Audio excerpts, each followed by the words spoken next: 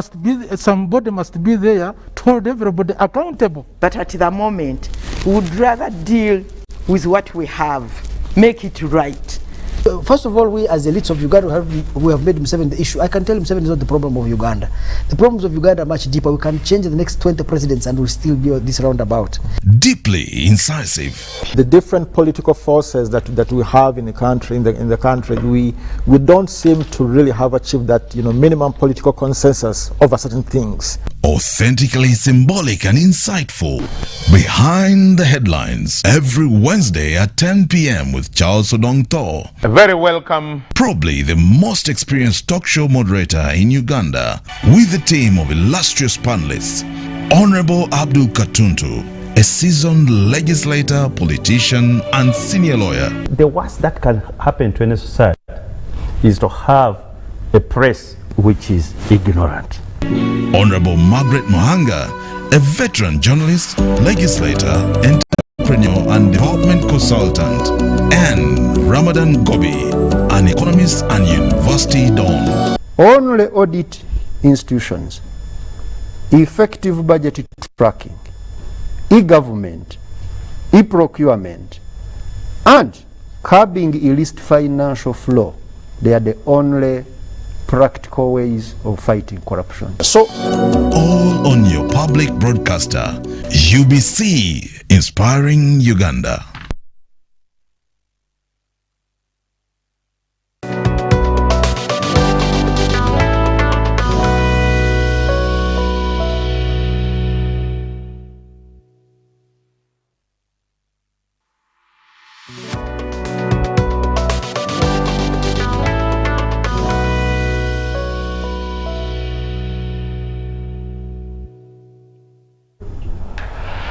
A very warm welcome this evening and welcome this Wednesday, the 21st of July 2021. Behind the Headlines is what you are watching here on UBC on Nile Avenue, coming here from the broadcast house.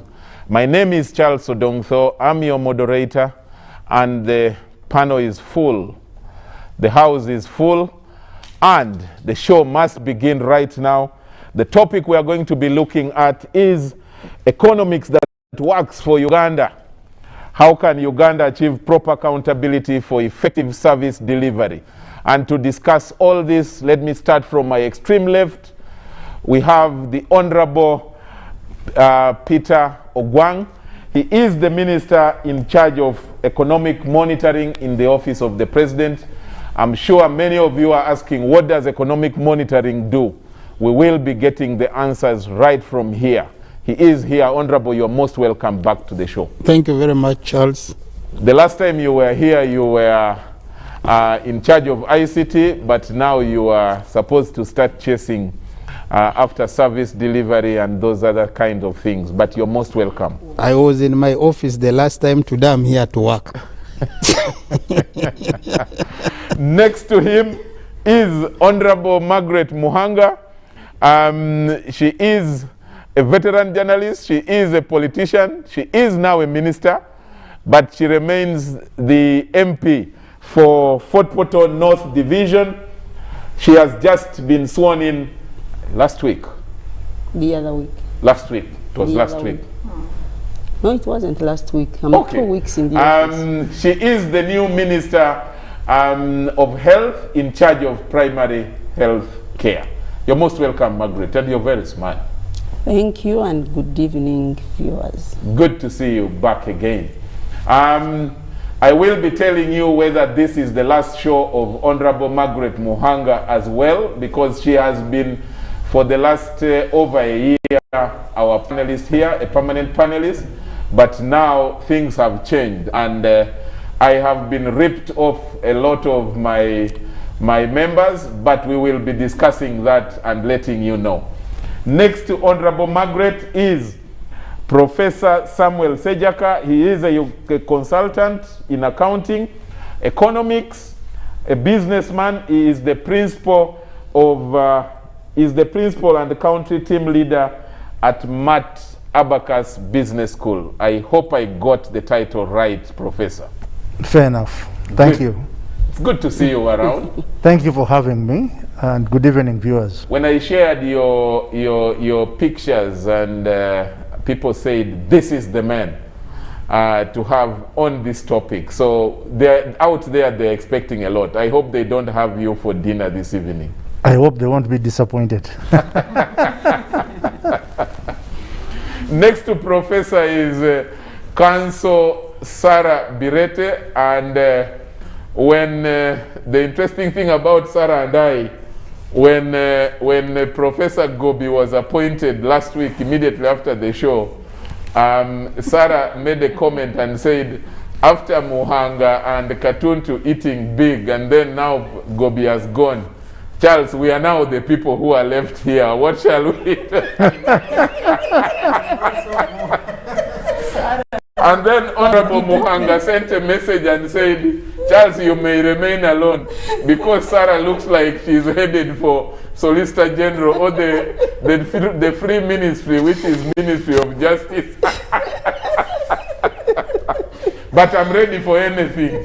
Thanks, Sarah, and good to have you back. Thank you, Charles, and good evening, viewers. And finally, on my immediate left, he has sat here since we began behind the headlines. Not even missed one. Incredible. I really credit him for it. And I want to congratulate Mr. Ramadan Gobi. He has been a panelist here since the show started, has never missed one show. Muhanga missed many. I personally also missed when I got COVID in December. And Katuntu missed almost all. And who else? But Gobi did not miss one show. And we want to credit him and take the moment to really congratulate him on behalf of UBC that he has served very well. Now he is headed for a big crown, and we are praying that you succeed. If you don't, we shall welcome you back here. Gobi Ramadan is an economist. He has been a lecturer at Makerere University Business School. He teaches economics. And let me tell you what, we decided that now that he is the other side, inside now, he has been speaking, preaching, teaching from this side outside. He has been talking about the economics that works. Now today we are going to really scan and say, what is that economics that works? Can it be applied? Is it talk? Is it only rhetoric? We will be discussing that, and let's start the discussion now. Gobi, I want to start with you. You are the best person to start with. This economics that works, what does it look like? Thank you very much, Charles, and good evening to the fellow panelists and the viewers out there. And the one thing you haven't told my wonderful audience of UBC is that this could be my last appearance as a panelist, because where I'm going, I'll be speaking more through actions and results than the analysis I've been making and all these other things we have been doing. But I will, once in a while perhaps, pass by and make accountability to Ugandans. I believe in communication with the people, and that will not go completely away. But as you know, when you get busy with work, that should impact the well-being of people. You have to get there. So today I did something unconventional. I prepared a few slides to first show Ugandans a few things that made me think that perhaps we are practicing economics in a sense that makes it look like rocket science when it shouldn't be, when it should be quite simple and very easy to consume by an average person. And maybe the producer will try to display some of them. I'll begin with the statement which the president made recently. The president declared that this term, 2021 to 26, is going to be a chisanja for socio-economic transformation. And he went ahead when he was opening up the 11th Parliament and he said that now that, I'm now quoting him verbatim, now that we have laid the foundation by building roads, hospitals, schools, water sources and other public services,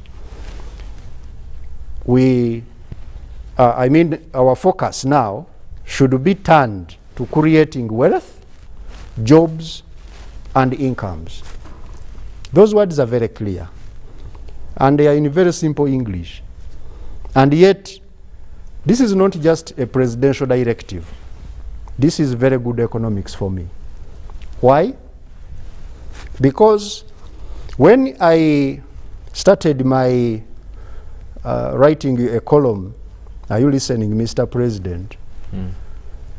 In 2007, when I was a very young boy from Makerere, and I was trying to analyze the Uganda's economic problem in simple terms, the way we could understand it from an economic point of view.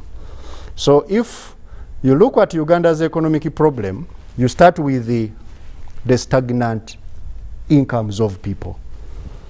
Since 1970s, Uganda has not seen her income per capita increase compared to the peers in the whom were sharing the same incomes in the 1970s. On that graph, what you are seeing there are 3 countries which had almost similar incomes. Uganda is red, down there. That's the income of Uganda since around 1980s. You know, during Amini's time, there was no data. We have a data gap there. They didn't collect robust data. But when you come to, but we had quite the same income in 1970. Today, you see that the per capita income is an average of $780 in real terms, although in nominal terms it could go to $900 and something dollars. These figures are in real terms. We have adjusted for inflation and other aspects. The blue is Malaysia. We were at the same level with Malaysia. Now they are at $11,230. Korea, South Korea, is 33,790. We were at the same level in 1970s.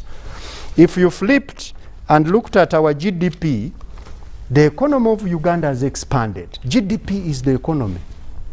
Look at those green bars. They are showing you that the GDP has grown, especially in recent years, beginning around the turn of this new millennium. Our GDP has grown very fast. The government of Uganda has invested in areas which raise GDP, and GDP has increased. But the incomes of people are not changing. So I was like, when GDP is growing and the incomes are not growing, what does this mean? You know, it simply means that growth, much as is necessary, is not sufficient. Growth is necessary but not sufficient in taking Uganda to the level where we want to be. That is in terms of middle income status, where incomes are high, where wealth is being accumulated, where jobs for the younger people are being created. Now, having known that, I looked at what could be explaining this paradox. The first answer I get is the high concentration of labor in agriculture, as you can see. The labor in Uganda has stagnated in agriculture. Look at the peers, our peers. Again, we are comparing with our peers, whom we were with in 1970s. Korea has seen the labor in agriculture reduce to 5.1% of the total population. In other words, Every 100 Koreans you count, only 5 are in agriculture. When you look at Malaysia, only 10 are in agriculture. In Uganda, 72 are in agriculture. Sub-Saharan Africa, we are even worse than the average of Sub-Saharan Africa, which is about 53 people out of 100. So this over-concentration of people in agriculture, to me, is economics which doesn't work. Why? Because agriculture has low income elasticity of demand. As people's incomes rise, they don't eat more food. The food you eat when you are like Honorable Muhanga before she became a minister, she was eating rice. Now she's a minister. Today you've seen they have given each of the MPs a new vehicle in Parliament. They are going to give them about 40 million shillings or 30. But Honorable Muhanga is not going to eat a sack of rice. She will still eat the rice she was eating before her income multiplied. But she's going to buy more of those beautiful dresses. She's going to buy more shoes. She's going to buy more services, opening more bank accounts, buying more data on mobile. And so the only people who take advantage of incomes when they are rising are those who invest in the modern economy, in the modern sectors. And in Uganda, we are slow at investing in the modern sectors to attract people to get jobs in those sectors, such that they can pick the high incomes from there. So I looked at that. We are having so many people in agriculture, yet if they showed you another slide there, agriculture is fading away in terms of contributing to GDP. Agriculture has reduced. It used to contribute about 54% at independence. During Amin's time, it even increased to over 70%. But now it has reduced to about 23%. Now, to a non-economist, they don't understand that. They may think that this is bad to see agriculture going away in contributing to GDP. No, that's how economies transform. Economies transform when agriculture's share of GDP reduces. Why? Because of what I've said. Agriculture produces mainly food, and food is food. It will not make a country rich. What makes a country rich is the red and the blue. The red is industry. It has grown in recent years, a bit as you can see, but not as substantially as it should. Services are growing, but services are not known for creating productive jobs. When you stretch again further to another slide, I'm about to finish, sir, my simple explanation. You see there, that's data from UBOS. The subsistence in Uganda and the poverty, they are related. They are very good friends. You know, that's the map of Uganda. On the left, they are showing subsistence, people who are producing mainly for home consumption. On the right, they are showing you poverty. Just last year, where the darker colors are, those are the highest numbers of subsistence and poverty. They are related. Now that shows you further. The green and yes. maroonish, the brownish one. The darker the colors, the more the subsistence and the poverty. So this shows you that without us getting Ugandans out of subsistence, forget about fighting poverty.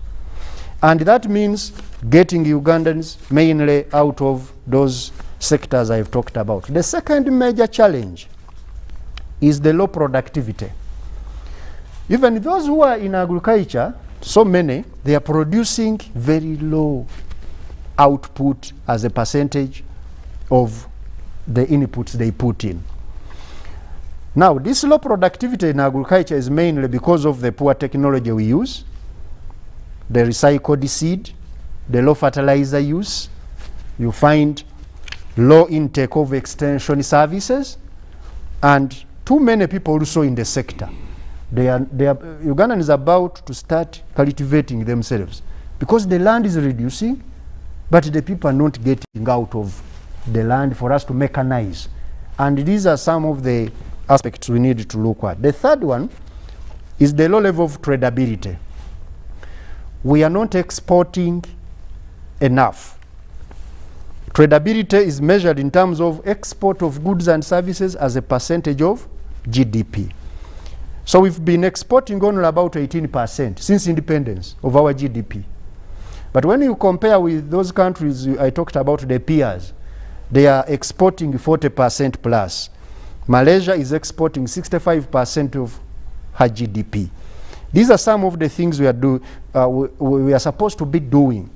How do we promote more exports in order for us to fetch money and stop sharing the little money that we have in the country? But you said you were about to finish. I'm about. I'm going to stop on this one. The high marginal propensity to import. Now, this is the proportion of our hard-earned money in each household which we spend on imports. We are having a high marginal propensity to import of about 33%. That in every shilling that Ugandan earns, 33 goes to imports. That road you see there, I took the picture myself. That is Jinja Road. The road from Jinja to Kampala. The side you see, which has sunk in, is the one which brings the imports. The tires of the trucks which bring imports have eaten into the tarmac. But on the other side of the road, it is smooth. Why? Because the trucks go back empty to pick the imports from Mombasa. So we are importing without exporting. Now, my simple economics, and we shall stop on that slide for now, is that really, how can we tweak this economy in terms of, number one, how we budget, how we spend the money we have budgeted, how we tax, how we ensure efficiency in everything that we do. But also, more importantly, how do we come up with these decisions on those questions I've asked? Are we using economics, or we are using our kind of dumb feeling and other aspects? So my view is that as a country we can move very, very fast in turning some of these aspects if we agreed as a country, and this is my appeal, as the President has given me this opportunity, to my colleagues in the government, especially the technical people, because I'm not in charge of politicians, but at least technical people I can understand that we need to sit down and reflect on how differently can we do economic policy in Uganda, and can we apply the resources that we have in order to change the destiny of this country. It can easily be changed, as the President gave us this responsibility. Thank you. Brilliant, brilliant. You said it is most likely your last show as a panelist, but I can also see it is most likely your last teaching, because now there is no time for teaching again after. Honorable Ogwang and Honorable Margaret Muhanga, you are the politicians. I'm going to bring you towards the end, but I want to first bring in the economists for deliberate purposes, because you are people representatives, and that is very important. I like the fact that you are both here, but you are in very critical sectors as well, where, you know, health, if you are not healthy, no production. Economic monitoring, service delivery, accountability, you are the man we are going to be looking at. But let me spare you for now. Professor Sejaka, you have had your colleague, Good enough, you are both economists and you have all taught economics. From what your colleague Gobi has said, and given where he is going now, he paints a very positive, prospective sign that we can actually do something, we can change. The one thing that is always complained about, GDP improves, like you saw in his graph, but Honorable Margaret, for an example, or even Council Sarah, do not feel it in their pockets. What exactly is the problem, and how can that be addressed? Thank you very much. First of all, may I first of all start by congratulating Ramadan on this appointment. I think this is a very big appointment for him as an individual and for Uganda. I think the appointing authority has placed a lot of trust in him, and we have a lot of trust also and hope that he will be able to change and implement the things that he wants. Now, he's said a lot of things which I also agree with. I want to answer your question in a roundabout way.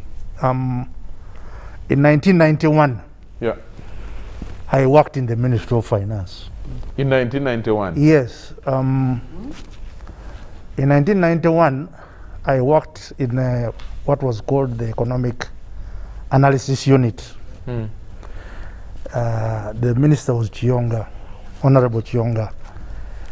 And it is 30 years today since we set up the Uganda Revenue Authority. Okay? And I think the Uganda Revenue Authority is a flagship institution of the NRM government. It has been very, very efficient. It has grown the revenue collection, the revenue to GDP, and so forth. So that is an institution which works. The other institution which we have seen grow dramatically and make a very big impression on the African continent has been the army. Yeah. So if you think in terms of institutions, you can see that there are institutions which work. The problem is there are very few, and I can only point to some like the URA and the army, which really work. Now, when you come to the things that the incoming PSSSD has talked about, my problem has always been, we know the things that need to be done, but why do we fail on the implementation? And that's going to be the biggest Achilles heel. How is he going to manage the contradictions? And I've talked about this for a long time. How come that the people who are paid the lowest still insist on staying and working in the government, which pays them very badly? So that means there must be something else going on there. And that is what he has talked about, the way we budget, the way we spend, and I hope he will bring these ideas and the people he works with will have the courage to rationalize these things. Now, speaking to your question, yes, the GDP has grown. You can see it has grown, but the poverty increases. And I was saying the poverty must, of course, increase if you have one of the highest rates of fertility in the world. So if you are growing at about 6%, but your population is growing at about 3.2%, the impact on incomes is quite minimal and it is reduced, especially given your propensity to consume imports. So that is a big problem which is keeping us in poverty. I was speaking to Sarah here before we came here, and I told her, for me, the biggest measure of our problem is a small bin, and it is called the coffee bin. And I told you that if you take a standard of when we had a population of 15 million, we produced about 3 million bags of coffee. So that meant that we had about 12 kilos per person to cover for our need for imports. Today we have 46 million people, or 42 depending on which statistic you use. But we are still below the 6 million mark for coffee. So that means we've gone down to 8 kilos per person. Now, you look at those numbers in view of deteriorating terms of trade, that you are producing a little more coffee, but you're earning less from that coffee. And that will give you an example. Now, Ramadan, you remember when we sat with OWC in 2016, and we said that here are 5 things we must do by 2021. And I think I've written some of them in the Monitor last week. I write the others this week. I said, 1, we are going to have 20 million bags of coffee by 2020. So everybody was singing that.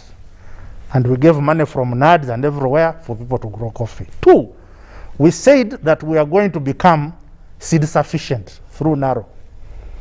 Okay. 3, we are going to improve genetic material for animals.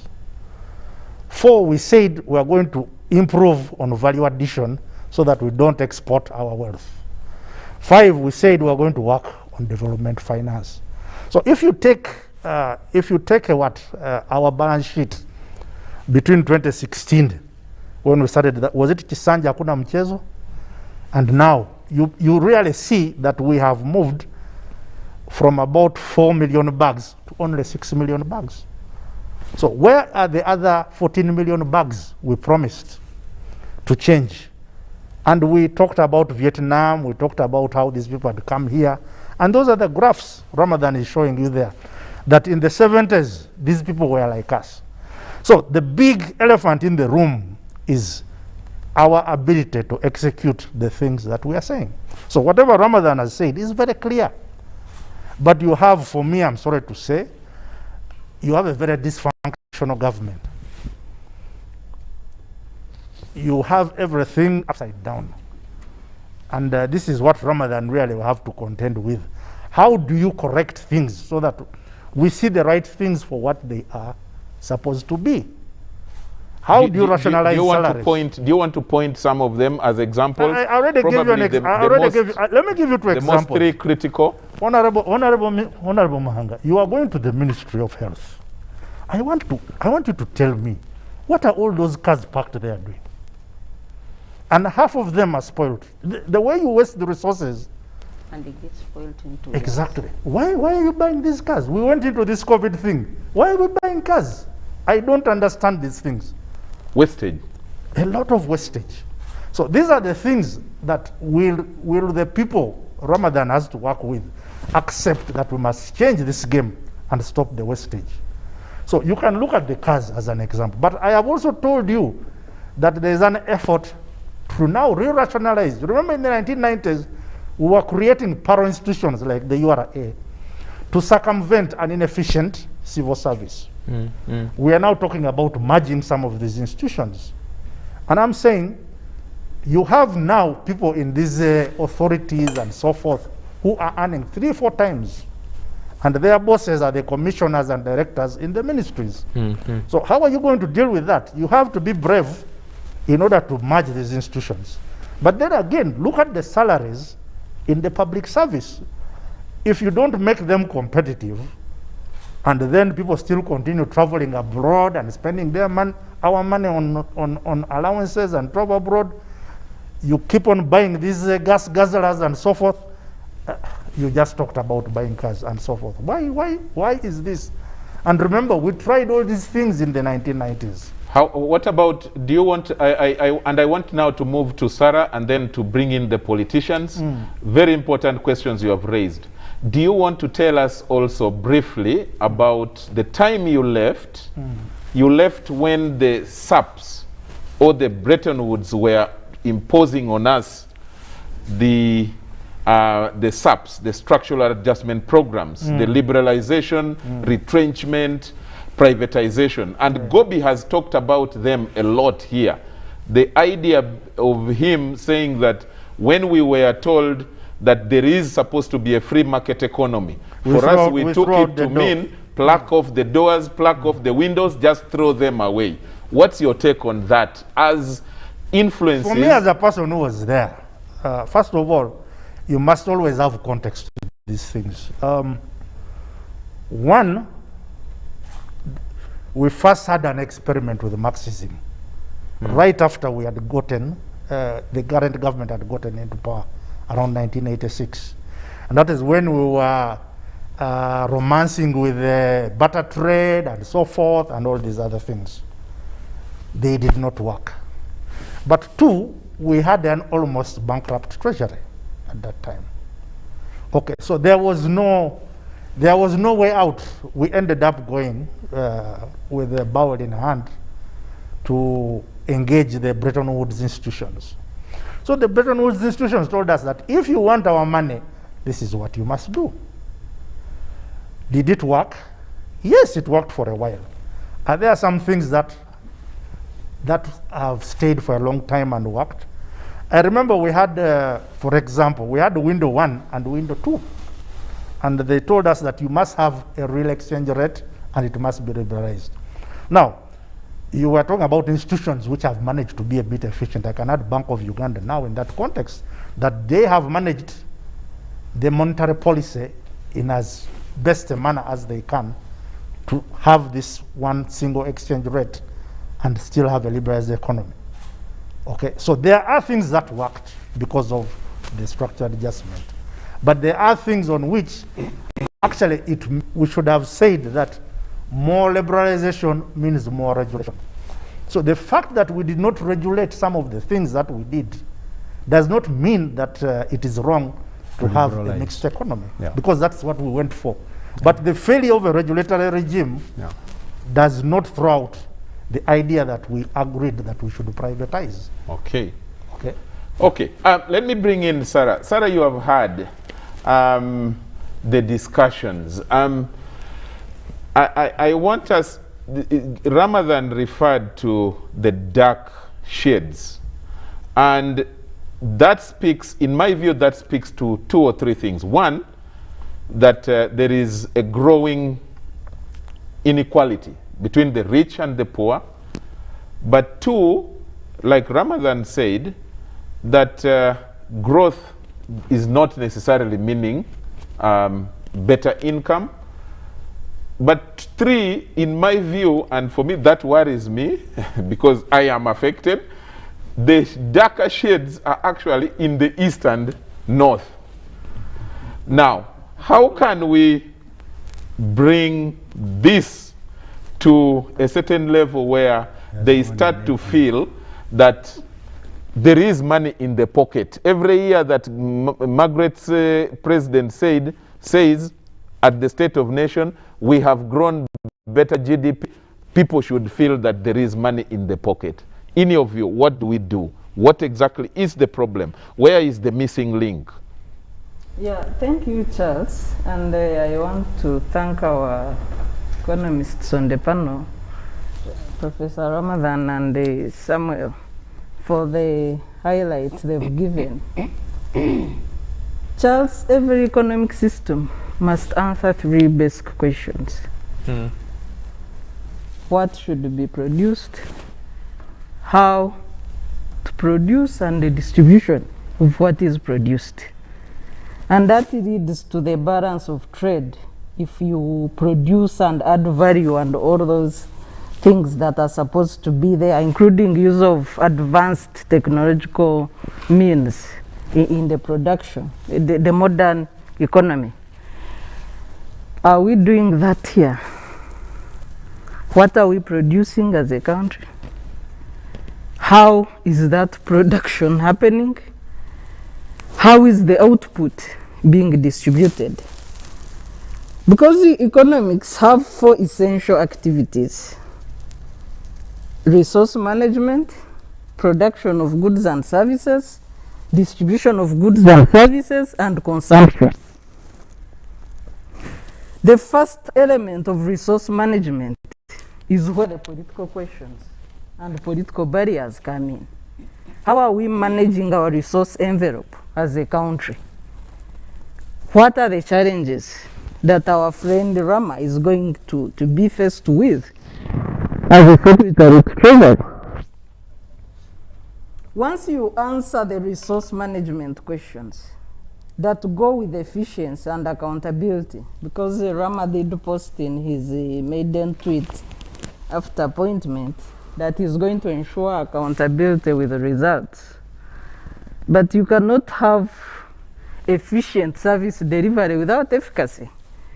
So how do we ensure full utilization of resources with tangible results that citizens can see? Because for the period, for 35 years of NRM, yes, a lot of things have been done. We've spent a lot of money. We've borrowed a lot of money. I think now we are above the borrowing mark. Just about 2%. Yes, and we have, you know, a huge public debt. People who support the regime sing about progress, but when you draw your torch in the progress that people are talking about, that is, you don't touch it. So when Rama says the economics that works, that's why there is a lot of excitement about his appointment. People think that maybe for the first time, people are going to see tangible results that they can write home about in terms of deliverables. So then how do we address as a country the question of productivity? And that would solve the income inequalities that you're talking about. We have a growing gap between the rich and the poor, but what is the North producing? What is the East producing? What is the West producing that can be consumed in the Central? Because again, Central should be an industrial and service base. If you're talking about advanced agriculture and the rest, this is a capital city. So what are we producing? What are you, the North, as you say that you are in the darker colors, what are you bringing to the capital city that controls 80% of the national economy? So once you cannot see a clear picture, in ordinary terms, once you cannot see this movement as an ordinary citizen, then what economy are we talking about? Does it work for you? Kenya has a slogan that was introduced by President Mwai Kibaki, the economy that works. Even people that lift luggage at the airport would tell you the economy that works. So recently when I was there, I asked them that has Uhuru delivered to the economy that works? They said there was a difference other than Mwai Kibaki, the economist, a renowned economist that delivered to the ordinary person that lifts luggage at the airport, to the ordinary person that drives a taxi. Everybody would say the economy is working. So once you do not have an economy working for this lower class of society, which is also heavy in terms of the labor force, because this is the heaviest labor force in our country by the structure of our population, then that economy is not working. So when it comes to consumption, do the people have disposable income and purchasing power parity to sustain the consumption of goods and services produced in the country? And if the goods and services produced in the country are of lower quality, that is what is causing imbalance in our trade. If I have poor quality shoes made in Uganda, am I going to buy these shoes or I want something better? So what is the quality of these goods and services that we are producing as a nation? And do the people have the disposable income to consume? And do the goods match the needs of the people with disposable income to consume? So I think if we are talking of an economy that works, really as an economist, these are the things I want to see. And this is what can help balance our inequalities as a country. Thank you very much. Honorable Margaret Muhanga, before you went into government proper, because you have also been on the outside, MP, not government, you know, journalist. You have been on the outside as as well. Oh, Now you have also entered inside. She has been inside. Let her not say she has been outside. This concern of disposable income lacking or being inadequate, and yet the GDP is growing. The concern of, you know, service delivery, and in your case, we are even talking about health. How do you think that this new government should help people, especially technocrats now, like Gobi, to ensure that things actually work, to ensure that, like his prayer is, that these are the issues I want our people, fellow technocrats, to think about. You as government, how do you think that that can work, and work for the common person to feel it, not just to hear about it on TV, on radio, in newspapers? Thank you, Charles. You know, Charles, I'm also a quasi-economist.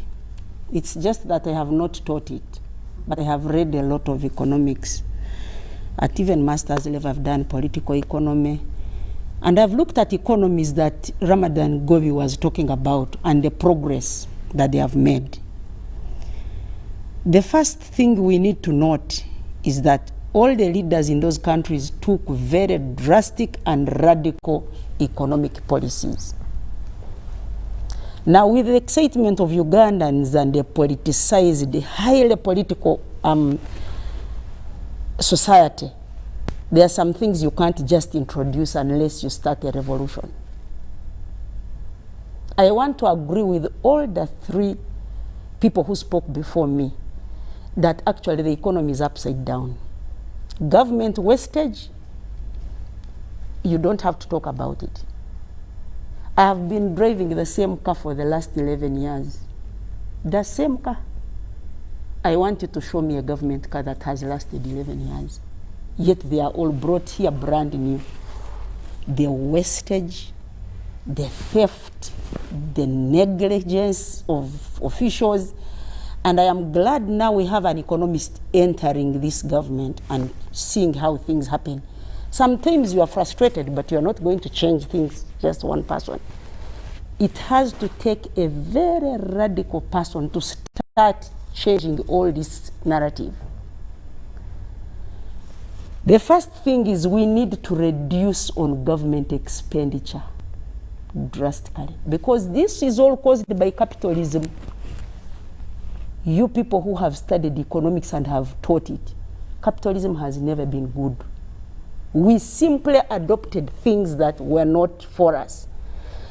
He was talking about the structural adjustment programs. I did a simple research on structural adjustment programs. Actually, they did not help us much. If anything, they were disastrous. When we said, let's liberalize, we liberalized fwa, like Ugandans say. We did not have a focus on what we are liberalizing.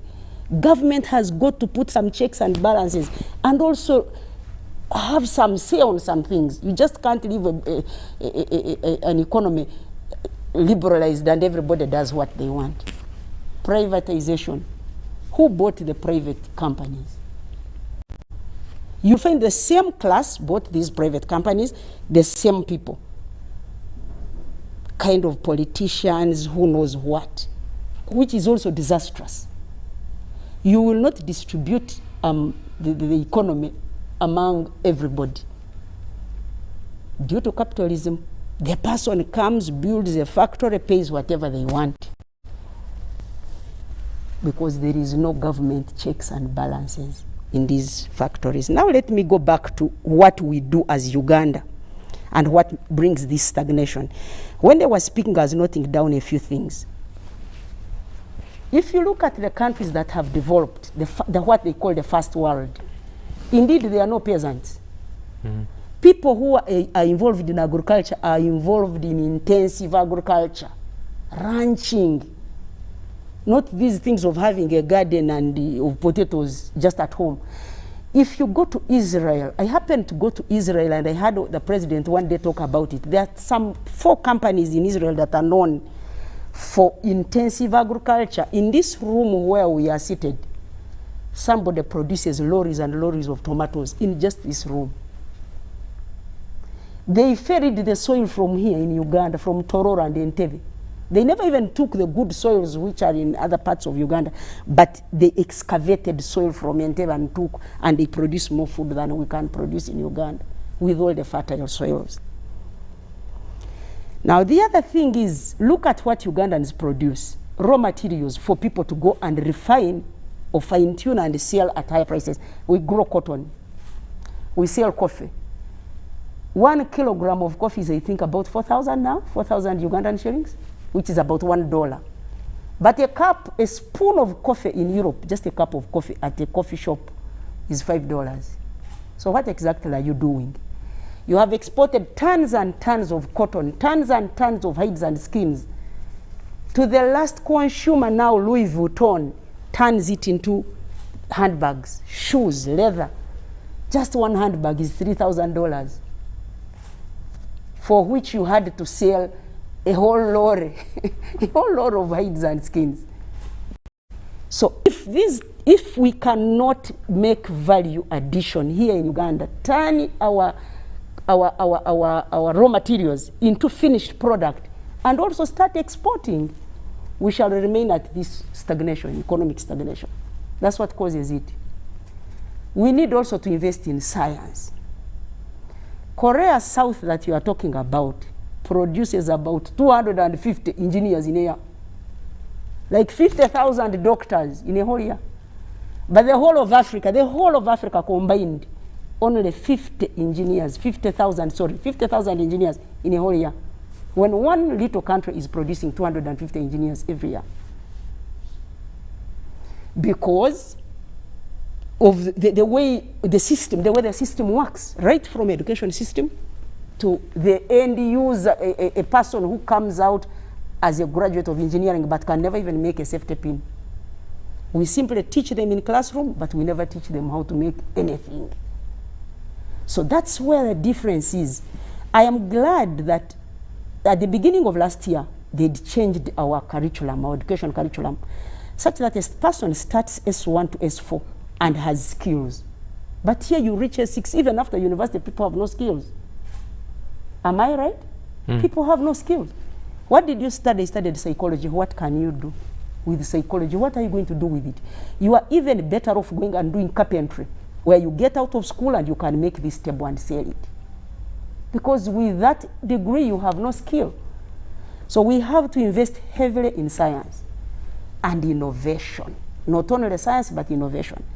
If you go to those countries, the Asian tigers, they all involved themselves in lifting science subjects, innovation. They started growing technology. And when you look at the way they even transformed, you find Europe now, many of them, their economies are now bigger than some economies in Europe. And that's where civilization had begun. But it had to take a lot of political will to do so. Some of them never went through political instability. You can say, okay, Uganda went through political instability, but what about Tanzania and Kenya? How come they are not at the same level as Malaysia and Singapore? What happened? They have never faced any political instability. So one time, about 2 weeks ago, I tweeted and said, I think the African race is cursed. When you go to the Americas, the poorest countries are where black people live. Haiti. That is where there will always be instability, and a president was assassinated. Jesus. What is it that happens in these African countries that doesn't happen elsewhere? So we have to invest heavily in science. We have to make innovation. We have to add value to what we are producing. As long as we are sending our cotton to somebody who makes better, and then our people who have money here go and buy a shirt of $3,000, yet the cotton came from here, we could have made that shirt here. Okay. If we invest heavily in science and go in production. You can't find peasants in those countries. There are no peasants. Everybody is working somewhere. Here people are crying for a spoon of land because that is their livelihood. The moment you get them out of agriculture and you have service industry, people will live in skyscrapers and and they forget about dealing with just land as their only source of income or say source of livelihood. Okay. So we have to also discourage subsistence agriculture, because we don't need a lot of land. But you cannot just wish it away. There must be an alternative. Exactly. The alternative is intensive agriculture. Okay. Honorable Peter, you have been thrown, your story with Gobi is almost similar. You have now been thrown in the deep end. You have been given a docket of economic monitoring. The moment you were sent there, I decided to check what is this docket supposed to be doing. And I discovered you are supposed to monitor government, all government interventions, all government service delivery systems, all government budget where they are headed. You are supposed to monitor, whether it is in health, whether it is in agriculture, whether it is in finance. You are supposed to follow the money and know where the national, our money is going. The 45, is it 45 or 44 trillion, where it is going to be going in the next 1 year. What exactly do you think about when especially Gobi talks about what do we budget for? What do we spend on? And the rest are asking the question, why is it that our GDP keeps growing, but people are not seeing money in their pockets? There is no change in their lives. What do you think that should be done exactly? What are you going to be doing? First of all, I am very, very happy that you invited me here, but I also want to begin by congratulating our senior brother, PSST designate. And I want to thank Professor. These are serious economists. You've asked me a question which all my problems and solutions are with the PSST now here.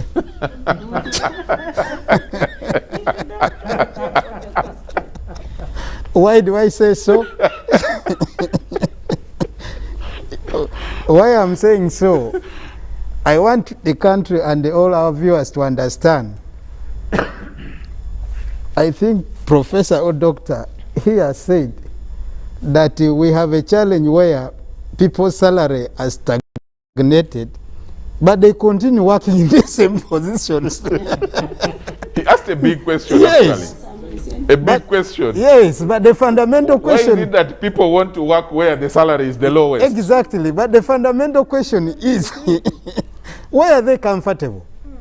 And that's why I want to begin by thanking the President for appointing me to go to that area, because I believe and I trust my method of work. And I know the President, when he put me there, he has put me there for a purpose. It is true, like the PSST said, we cannot continue to take business as normal. That's a fact. If we want Uganda to become a Malaysia, to be America, or to get to the first world countries, we must accept to change the way we have been doing things. Why do I say this? I also want again to begin by taking this to the PSST designate. Where I have been placed, I'm responsible for monitoring the performance, first of all, of the entire government. But how much do I have to make me, facilitate me, do the work?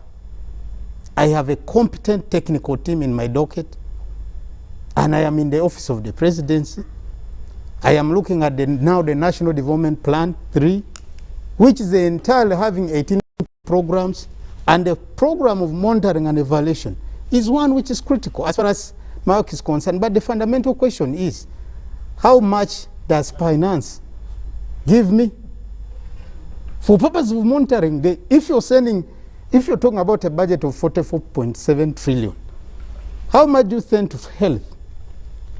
What outputs are coming out of that from health? Because if you're talking about cars which have been parked there, were those cars needed at the time?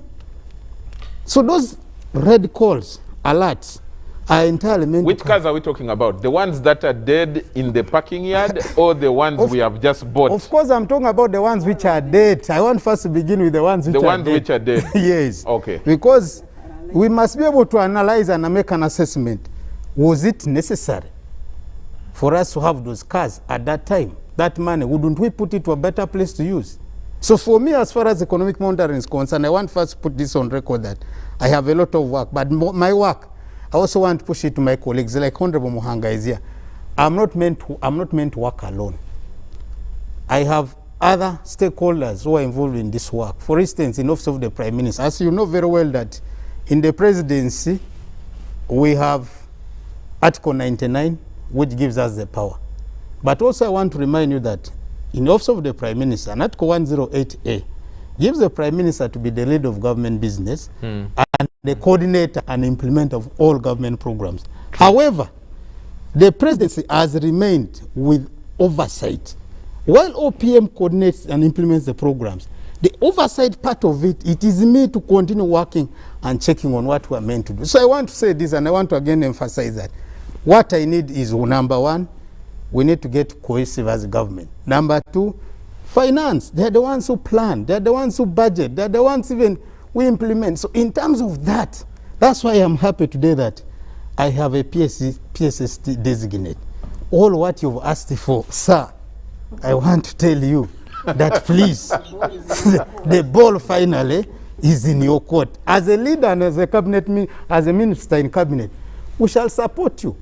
But the challenges which we have in public service is one which you've asked again a fundamental question.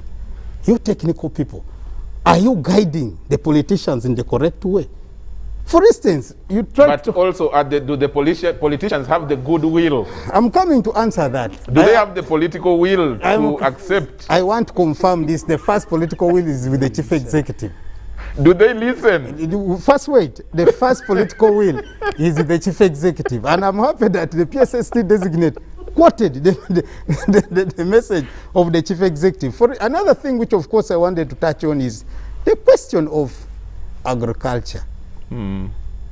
Friends, what's happening today is we have either deliberately refused to listen to the advice of the president. His song has been, how do we take away the chida chonkas, the subsistence agriculture? He has been preaching the gospel, please, can we commercialize our agriculture? Can we commercialize agriculture? But also it goes to the planners. How much do they allocate? Because it's a fundamental thing. It still goes back to finance. How much do you allocate? Because if I have 7, 6, 8 square miles, what do you need to do to me to make me become a serious commercial farmer? How many peasants can I employ? Can't I bring in fact industries in that plan which I'm able to make the best use of it? So I want to say that as far as I'm concerned, and as far as we are concerned, I want to emphasize on issues of economic monitoring. We are committed to do our work. That's why you see, number one, now we have gotten a new program under which I'm happy Professor can talk about it better. The question of APEX, the executive oversight function. This APEX has come in to try to build synergies within government. Number one, OP is a convener. Number two, Prime Minister comes in to talk about implementation and coordination. Number three, we talk about National Planning Authority. They come and talk about on how we are implementing the development goals. Number four, finance, of course, comes to talk about budgeting, planning, and financing of the development plan. Number four, we come in with other stakeholders. For instance, public service. Public service comes in to look at, because for parts of us going forward now, we must be able to also say, those who perform well, exceptionally well, those good people, we must give them rewards. But also those who do badly, can we give sanctions? Of course, we have Attorney General, we have Auditor General, we have Minister of Local Government. So these are some of the things. The APEX platform is entirely coming in to help us build synergies in terms of strengthening the oversight role as far as presidency is concerned. So for that, I want really to emphasize that where I am and where we have been, where my colleagues have been, I want to say we are ready to get out when supported. And I'm sure the president who put me there has goodwill. I thank you. Okay, thank you so much, Honorable Gwang. Yes, Professor, you wanted something very... I want to come back. Can you hold that? Yeah. Just hold it, because we are now going into... feel free, when we come back from the break, to interject here and there. Another 1 hour to go. But there are a lot of messages. I'm going to read some of them. And to you out there, if you want your message to be read, ensure that it is short and to the point. And let me know the person you're asking the question to. Long messages, we are not going to have time to read. We shall recognize them because the PSST designate has to respond to a number of the issues. The ministers are here and the discussion has to go on, and I want all of us to participate. I want your participation to come in handy. So keep them short, don't make them too long. Let's go for a break right now. This is Behind the Headlines.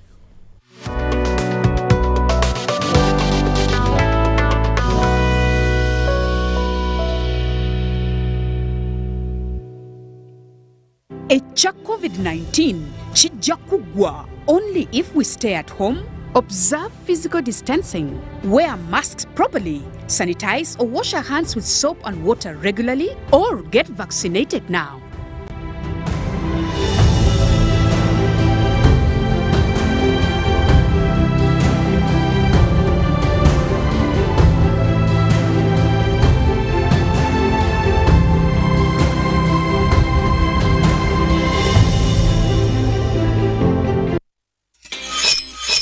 We've cut and reduced our MTN Momo withdrawal rates. Now you can withdraw mobile money at the lowest rates. You also get MTN Century Points when you deposit, send, and withdraw MTN mobile money. Visit our Momo agents countrywide and withdraw mobile money at our reduced rates from 1st May 2021.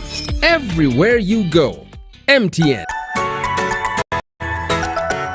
The Universal Periodic Review, UPR, is a mechanism under the United Nations where member states review each other's human rights situation every 4 years.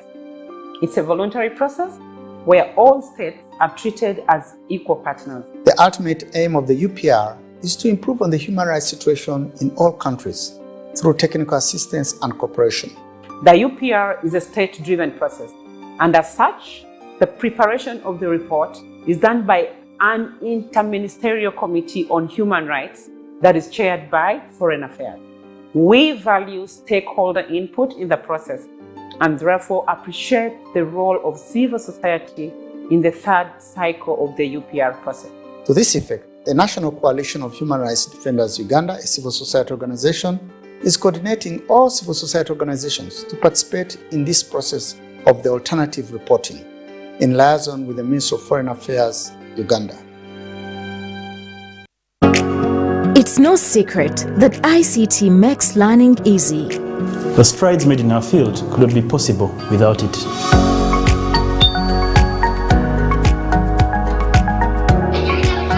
And now we can watch our favorite show.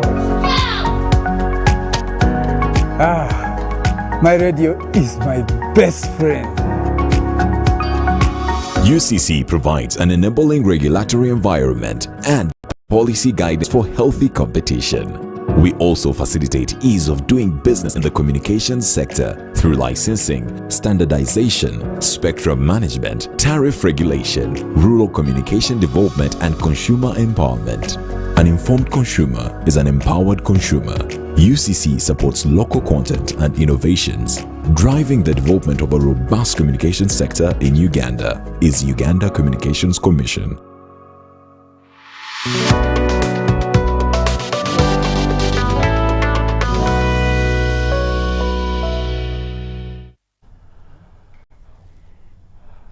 Welcome back from the break. This is Behind the Headlines, coming your way from UBC here, Broadcast House, Nile Avenue in Kampala. Today, Wednesday, the 21st of July, 2021. And we are looking at the topic, economics that works for Uganda, and how can we achieve, or how can the country achieve proper accountability for effective service delivery. The timing is perfect because this is a new government, a new manifesto, then it is a new budget that we have. The question is, can this budget deliver a transformed society? The quarrel or the concern out there is you keep talking about every year state of nation, budget is read. You tell us that the GDP has grown, but the common person is complaining and saying, I don't see it in my pocket. And that cry is across the country, but like Professor has said, there are darker shades. Those darker shades should also be questioned. The income inequality, a lot of question marks that have been raised here, and there is almost a discussion agreement that yes, there is something wrong. And here comes the question. I want to take 2 minutes to read the questions, and then Professor raised his hand. I bring in Professor to start us off, and then the ST and the Permanent Secretary stroke ST will be responding to questions that were thrown at him, and then the discussions will proceed. Shamil from Tinda says, Charles, kindly ask for me, Ramadan and Honorable Margaret Muhanga, how they expect to reduce wastage like the parked cars if this wastage is caused by the PPDA Act. Another person says, allow me applaud the approach Sarah has taken. No wonder I one time supported her for when she was bidding for Bushenyi district. This is someone called Sarah. I didn't know you were doing. What public discourse is great. This is called Ngabirano John Bosco. Another person here is saying, Charles, I really wanted Nixon. This is Nixon. Charles, I really wanted the PS designate Gobi in the show, and that is why I had to watch. I loved his analysis. I'm excited about his appointment, but I am disappointed that the president has delayed to appoint him. Thanks, Nixon. And then another person here, the name is not, this is Patrick from Soroti. Patrick says there is need to realign all regional cash crops as some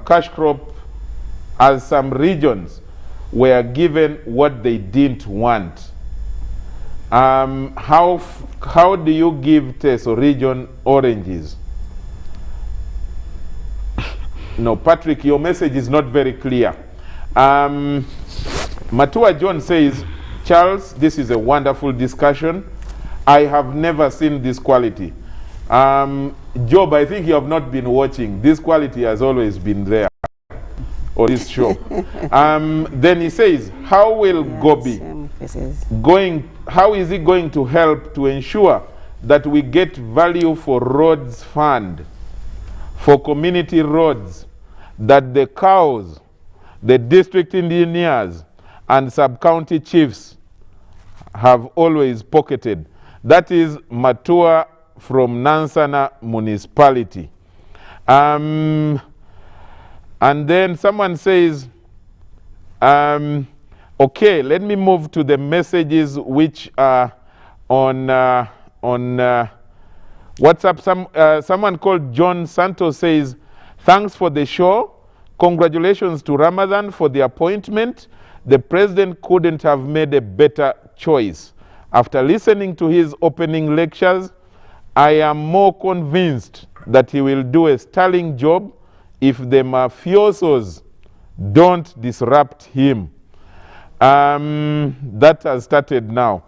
Thank you for the show. This is Maxon Muhezi. Thanks for the show. Congratulations to Gobi and greetings to the entire panel. We want to hear the honorable ministers saying they are going to do this and that. Not that we must do this, we must have this. Like Honorable Muhanga is saying, they are not common people. Honorable Muhanga and Honorable Gwang, you hear people challenging you that you must have answers. That's what I get from this message, that you cannot also lament like us ordinary people.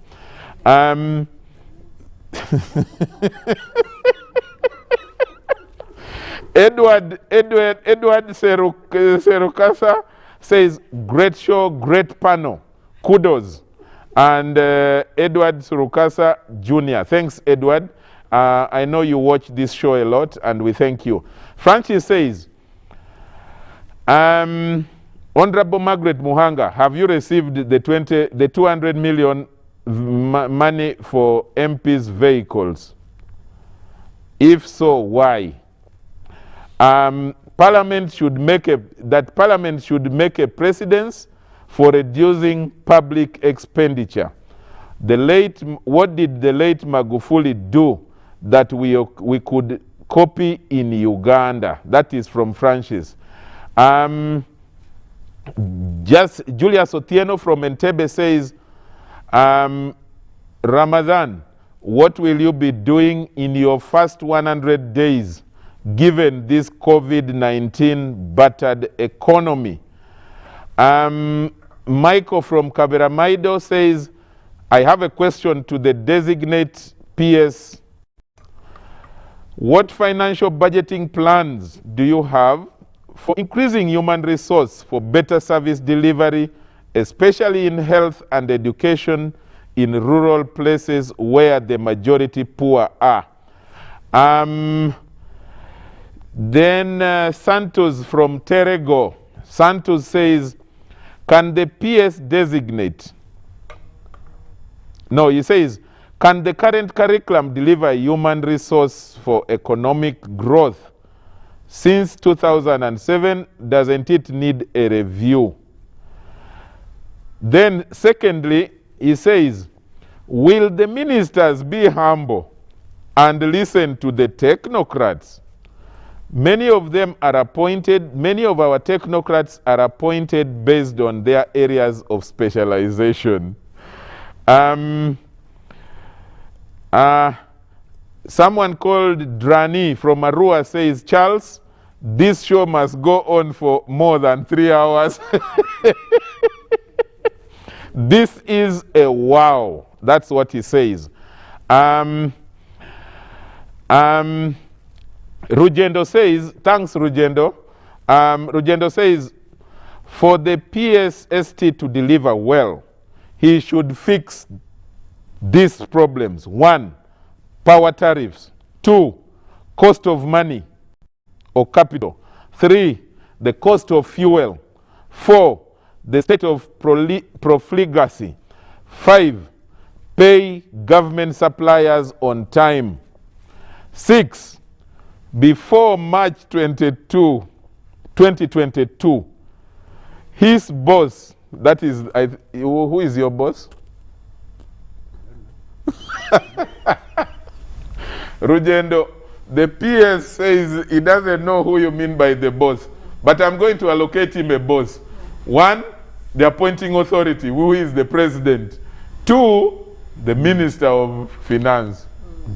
So he's saying what? So he says before that time, March 2022, your boss should tell the country how the current budget has performed, sentence by sentence. That is the minister. But the minister acts on behalf of the president in finance. That's by law. And John Igumira says, good evening, Charles. Thanks for the interesting show. Always, we, the class of Behind the Headlines, shall miss those interesting lectures from Gobi. But I also want to congratulate Amos Lugolobi. He is not here with us, but he has heard. I'm sure he's watching. Another person, Lois says, please tell Ramadan that he's super smart. They have started thanking you of your smartness. They used not to thank you of your smartness. You beware of those ones. But thanks. And then someone from Sierra Leone, this is Justus Muhanji, who is our follower from Sierra Leone. He says, this is the best, I think. Ramadan has been talking about the economics that works. Now we need the practical. He has been talking about the theory. How can the Ministry of Health buy cars, not cylinders and oxygen plants? Does the health ministry care about local people? That one, I'm going to use my prerogative as the moderator to pass to Honorable Margaret Muhanga. There is no other person better to answer that. I'm going to read 5 more because there are so many and we will be following on them. Umar Cheyune says that, Charles, I'm praying that Ramadan is given an opportunity to apply his brain to work. Arthur Kwarakunde says, Charles, thanks for the show. Kindly ask Professor to talk about high taxes. They are killing our businesses. Someone has written a very long one. Seth Nyesiga Bwerere from Kanyarieru. He says, Charles, thank you for the wonderful show. And Sarah has said, how can we fully utilize the available resources for a sustainable economy? Then he says, we should work with all the stakeholders to defeat corruption in our country. The question to me is, how do we defeat corruption? And then Louis Javuru says, congratulations to PS designate, Mr. Ramadan Gobi. Is there a problem with him appearing on behind the headlines every often, assuming that his assignment is PS? By the way, he has reminded me, legally, the PS is the principal public relations officer, spokesperson for government. So you need to think about that. We may not release you immediately because if you are the, but anyway, we shall discuss that. Mamosh says, Charles, this is a great show. Keep it up. Thank you. Simpson says, Charles, thanks for the fantastic moderation. Thank you. Congs to the PS designate, a well-deserved appointment. Congratulations to Margaret Muhanga on hers too. The panel is grinding the issues in a satisfactory manner, and we are enjoying the conversation from this side. Anthony Ajiku says, Charles, thanks for the program. Great strides. I have followed. The sky is the limit. Okay, thanks, Tony. Tony is just thanking us for the show. Darius Mwebesa says, let Gobi tell us how the SMEs are going to develop the economy, I think. And he says, Charles, Gobi should give us more time on UBC headlines. We are used to his informative economics that works. We wish him the best. The quality is good. And then Kamugisha Gaston says, the supplementaries of government, he is just wondering.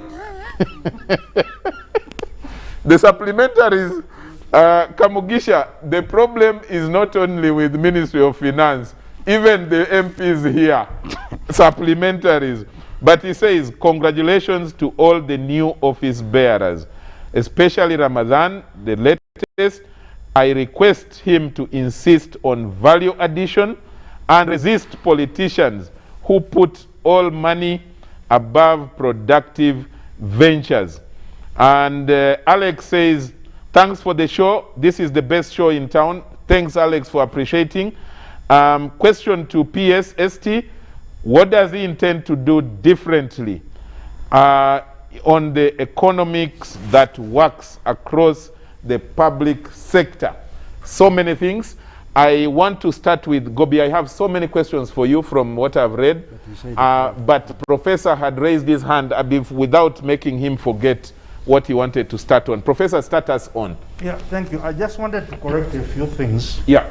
from the last session. But I think Honorable Margaret Muhanga, you made a very important statement here. You said you can't change in this segment. Yes. Keep it 2 minutes. Very 1 brief. minute, Yes. just But so this that- is very important, you know. Yeah. Because if we don't have context, we're going to continue doing the same things. Yeah. First of all, you said you cannot change much without causing another revolution. Yes. I'll park that for a moment. But it's important that we change the way we are doing things. But I'll park that. What I really want to correct is a revisionism. Because for me, I came out of the university when this government was coming to power. And I worked with the Ministry of Finance. So I have been there. So it is very wrong to say privatization was a disaster. Because there is a history of privatization, and you have to go back to 1969, 1967, when we had the President Obote and his Common Man's Charter. The Common Man's Charter, okay? Socialism. Yes, then we had the coup. We went through all those years, and we come to 1986, war all the time. Now, I want you to remember that a lot of the factories, which were now government factories or industries, they're actually factories, not even industries, were initially private institutions. The BATs of this world, the Crown Bottlers, whatever, all those were private companies, okay? So even what you want to call privatization was not really a privatization. It was correcting the wrongs that had gone before. I mean, how could the government of Uganda own a company called Uganda Hardwares? You think about it, okay? So it is very important to remember the history. But then again, when we come to 1985, 1986, we have shortages. We even had the Minister of Supplies. His Excellency keeps on joking about this. So it's very wrong to say privatization was wrong, because we had to correct these wrongs. We had to correct a lot of these issues. Now, what makes this privatization a program? And what makes the things that you people in NRM do a problem is you take 2 steps forward, then you take 10 back. Okay? So you are not honest to the people of Uganda. One, when we said we liberalize, we restructure, we privatize, who bought the government houses? Who bought the companies? It was NRM functionaries. Okay? These people asset stripped these things, they sold them, wasted them, now they are saying privatization was a problem. The point is corruption. These people sold government houses in Kololo, they don't sleep in Kololo anymore. The same people said, we are now going to crack ownership. We have tried all these things. They bought Crown. You see, all these have been under the NRM regime. So we had this Toyota Crown from where? Now every minister is in a gas guzzler.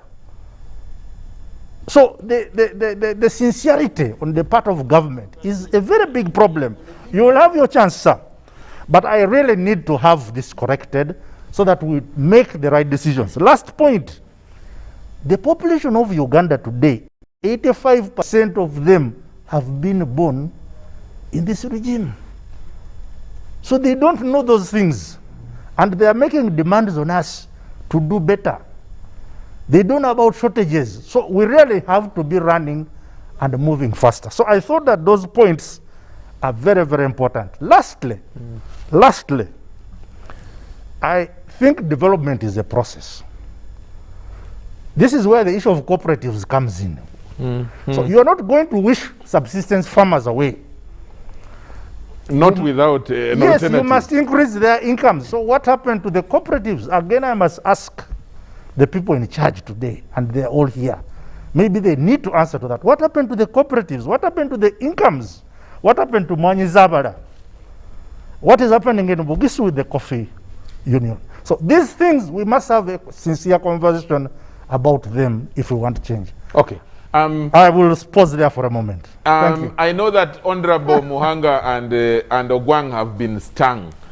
And Ramadan was itching to respond, but he is now a civil servant, and I'm going to give the political question.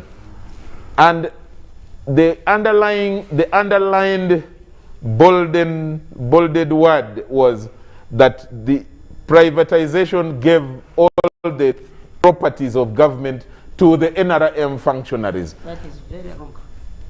Ogwang, Margaret, Civil servants. Actually, Were they NRM? That's what they were sitting civil servants in these houses who bought them. So how did the civil servants become NRM functionaries? I really don't understand that.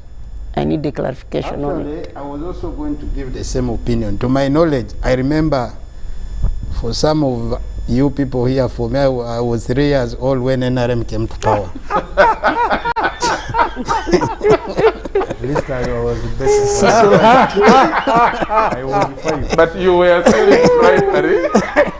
We were only in primary. So let's agree, many of us here were in primary. not to say that some were in nursery. So, but if I recall very well, to those who must have been there and the issue I've got, I think those government houses then, if you remember very well, I want to give an example of this Uganda Broadcasting Corporation. We all know that UBC had properties for its workers. And we all know that there was a provision that the sitting tenant takes priority, whoever wants to buy the property. So I wish and I hope, I have enjoyed these very good lectures, but I want to request that we continue following the correct path. Which path is, let's not try to politicize. Because to my knowledge and ability is that by then, I don't know the then civil servants, whether they're NRM functionaries or they were actually remnants and of the UPC government then. Because if we all remember very well, the history of this country was the UPC, UPC, Okelo. So I want to first... I agree with you, Honorable Minister. I agree with you that we can keep the discussion on the main issues. But, yes. But the joke is that majority of UPC guys ended up in NRM. Do you want me to count? No, you can. No, you don't need to count because there are many. That one is... I don't want to count. Don't count. I wanted to... My hands were itching to count. But let's all the first 10, what 20 I want people. to agree with the professor that the privatization was good. We must also acknowledge that. It had its own advantages. But also let's acknowledge that to some extent, it also had its own challenges. And that is a fact. And I'm happy that they are really schooling that. I think we can make a compromise. Okay.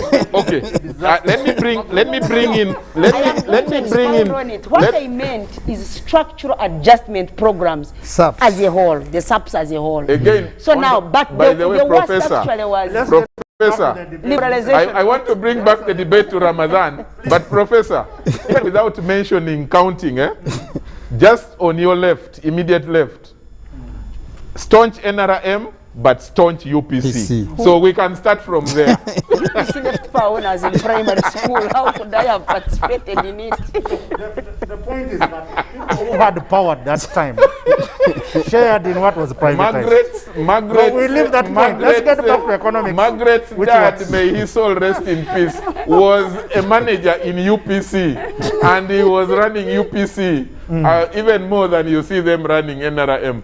Gobi, you start us on some of the answers. Let's keep it going so that we can have Sarah come in and the rest. I had an avalanche of questions. I can't really lie that I'm going to answer all of them or even any of them. But I wanted, first of all, to say that in addition to what Professor Sejaka was talking about, privatization and liberalization were not the problem. Actually, Uganda today is more safer and secure, even militarily and politically, security-wise, partly and to a large extent because of privatization.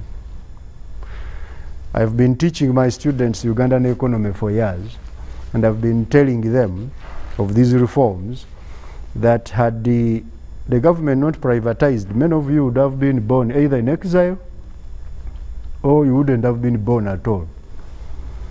Ever since actually government privatized these parastatals, the state-owned enterprises, we have never had a coup again in Uganda, or even an attempt. Some people mistake that, but then all of the economy was in the hands of government. Government had the control over almost every productive sector, productive activity. Government was making bread, government was laying beds in hotels, government was producing soda and beer, and so on. Now, every Ugandan who was successful had to be either a civil servant or some farmer. Now, if you're a civil servant sleeping in a government house, driving a government car, you don't have any interest in the society, in the economy. So, people could just get their suitcase, put in their clothes, and they go to Kenya, that they have gone to exile. Today, nobody can accept to leave this country. Some people don't know why. It's because people have interest in the country, in the economy. All of these properties we see around, they are owned by Ugandans, privately. Government now, I think, no longer even spends a lot on intelligence. The people who are out there, they are intelligence office. Each person now is intelligence office, telling government who's trying to cause trouble, not necessarily because they support government, but because they are protecting their interests. So, some of these economic reforms, they are in a way actually have to be analyzed in a political economy, a kind of manner. On that one, I'll stop there. Now, most of the things which we have in Uganda as problems, the problems of Uganda, and the people have identified many of them, challenges, they're actually symptoms. You know, I think we all know the difference between a disease and a symptom. When you get like a skin rash and you start treating it, you're not doing a good job. You have to go for a checkup. The disease might be inside the body. Actually, even pain. You get it? Even this pain we get, you find my neck can't turn. You start, applying something on the neck. It might be inside your body. Therefore, we need, as Ugandans, to start analyzing these issues more deeply. Because when you look at all these things we are mentioning, why do we have, like my friend Rugendo's problems? You mentioned them. And many others. Power. Yes. Cost of fuel. The cost of fuel, the cost of money, the cost of this and that. They are all in the economic system that we chose. Because when you look at, for example, power, in Uganda we use full cost recovery model. Yeah? The money which is incurred to generate the energy until it reaches your house, generation, transmission, and distribution, and you must pay, you the consumer. Plus the wastage, the kind of inefficiency of all of those farms which have produced. Elsewhere, we are now, I've said it here on this panel, we are 2 countries remaining in Africa with the full cost recovery model. Which one and which one? These are some of the things we need to analyze on how do we go around and look at how do we turn power into a pseudo public good. In some countries they have made electricity now free as a way of promoting development and transformation, or highly subsidized. Education the same. One time we had a conversation with good friend and professor, my teacher said, Jaka, on whether education and health are public goods. He doesn't believe that they are public goods. For him, they are private goods. Because he's using the economics that if a doctor is treating me, he can't treat you at the same time. So there is a competition in utilization of a doctor. But for me, I say, my health is not good for me alone. It's good for, or imagine if I was ill today and I didn't come to this conversation. Wouldn't you have missed me? What I've said? So you have interest in my health. That's why you should treat me as we treat Sarah, as we treat another one in Uganda, to ensure that everybody is healthy. Therefore, in all of this, what am I saying? And this is the cornerstone of economics that works. I'm saying that as a country, we need to now agree that the status quo is not working. And if it is not working, it has a social and a political cost, price to us. If we are continuing like we have been doing things, all of these things we have been mentioning, wastage in government, I don't think now there is anybody who can say there is no wastage. From the president up to the lowest person, we have all agreed that there was wastage. Now, should we continue like this? No. You hear the Minister for Monitoring saying, all of my problems now are going to be solved by the PSST. And it's the Minister of Economic Monitoring. Yes. Now, what is he trying to say? That I have no means of dealing with the enforcement of what I've monitored. I've monitored, but I'm not enforcing. So to me, the solution to our problems, they are going to come from our realization, and this is, for me, the message to the team at least I'm going to work with, and everybody else. We need to agree that's not going to be business as usual anymore.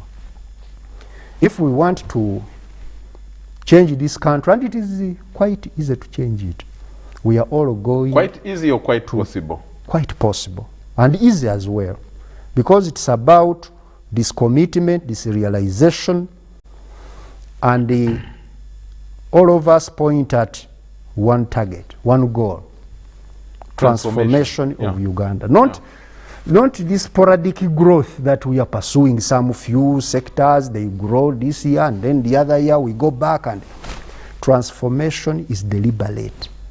It's a social choice, and it has to be made. And for me, the president has been very clear now, and I will actually request that the political class takes this message across, and wherever a leader is, let us take the message of saying, from this term, when it is beginning now, to when it is going to end in 2025-26, there shouldn't be any public official who is accounting on paper without results. This tendency of accountability, the papers are very clean, but there are no results on the ground of whatever you are counting. It shouldn't be encouraged. And where should that start from? It starts from everybody. You know, this thing of saying the responsibilities now with the Auditor General, with the police, with the PS, with this one. No. In class, there is a professor who told me in our master's class that I don't like the idea of let us do it. Someone actually even asked it now, that there must be a point, because we're talking about accountability, and accountability must have a certain pinpoint, that it is Honorable Gwang who will be in charge of this. It is the ST, PS, Finance, who will draw this. I think in one of the messages, someone says, can we have civil servants work on contract and we have KPIs known for them? So there must be Charles, a point. all of that you are going into is a detail of the how. But I want to tell you that the first commitment is to ensure that this is what we are all committing to do.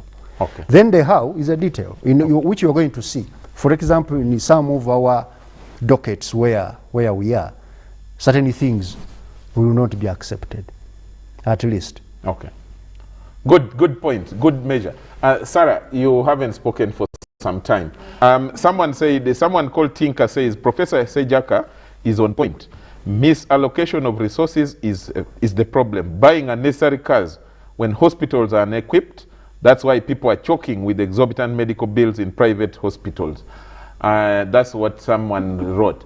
But Sarah, make a comment. A tweet that went viral of ministers demanding for new V8, yet their vehicles were bought last year. Ministers demanding for new furniture in rounds and new carpets amidst COVID pandemic. It's very unfortunate. That is it. That's the evidence of the misuse and mismatch. You know, we have a lot of mismatch between the politics and the economics. Look at the example of creating numerous districts. Politicians will go, sit in the cabinet. We are gazetting 15 new districts amidst COVID pandemic. And cities. At the time we are going into elections, districts, constituencies, amidst the pandemic. Then they go to parliament, because these are part of the promises they have told their voters. The MPs vote in a bipartisan manner. Opposition, NRM, 90%. They have created multiple administrative units amidst a surging public debt, amidst the pandemic. That's what you people did in the last parliament. So even we do not. No. I am coming, Charles. They've had the ministers, the parliament. They are both in parliament. That's what parliament did towards the elections. Amidst the escalating public debt, shrinking economy, and COVID pandemic, they create multiple administrative units. So even our friend Ramadan, even if he doesn't want, if parliament and the cabinet have approved, what do you do? Then you find the minister struggling this financial year. So we have a mismatch between what the politicians are doing and the economics and the priorities of the nation. And that cannot allow development to happen. And it's a crisis they must deal with. Okay, can we say, I needed to ask that question of Ramadan, but since Honorable Margaret and Honorable Gwang is here, and your MPs, that question should go to both of you. Ramadan is the technical person now, and he is the one who knows. And I remember the predecessor that he is replacing, that he is succeeding, wrote, I think about last year or before, that there are no resources to fund new districts. You MPs went ahead and decided to still create them. What is the difficulty when the technocrats agree that from what we are seeing, like Ramadan, I hold the pass, and I know that there is not enough money to fund the ambitious plan. Can you hold on for another year or two? What becomes the difficulty? Maybe politicians can explain for us better. We want to give you benefit of doubt.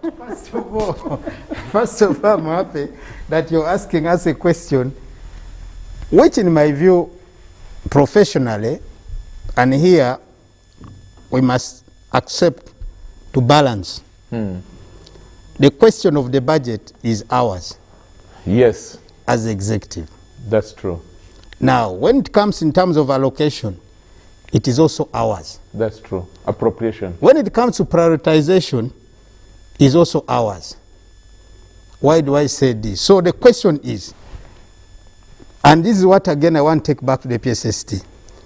Most times we tend to discuss the expenditure side, and we don't look at the revenue, the generation side. And this is where the generation is theirs. Is theirs. They generate. They must have to get the money, but for you, you spend.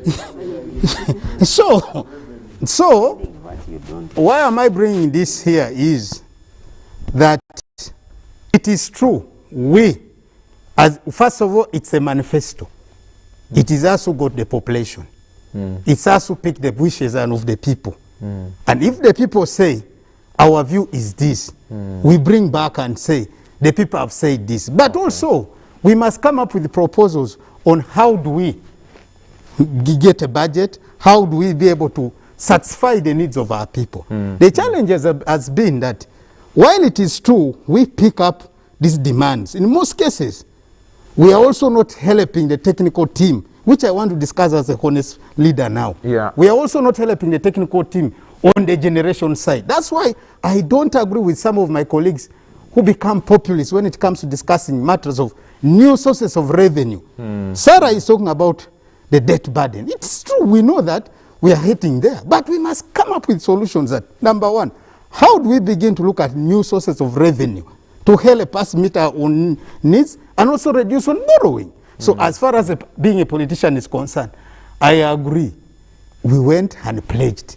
We have fulfilled. So we must be able also to accept as politicians that as we say we want this, can also look at the new sources of revenues to help us fund the challenges which we have at hand. I thank you. That's what I wanted to say. Thanks a lot.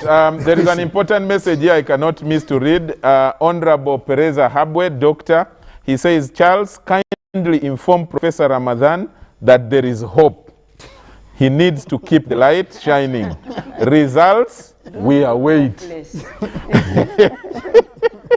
That is a former minister of local government, and someone from Kasese says, good program.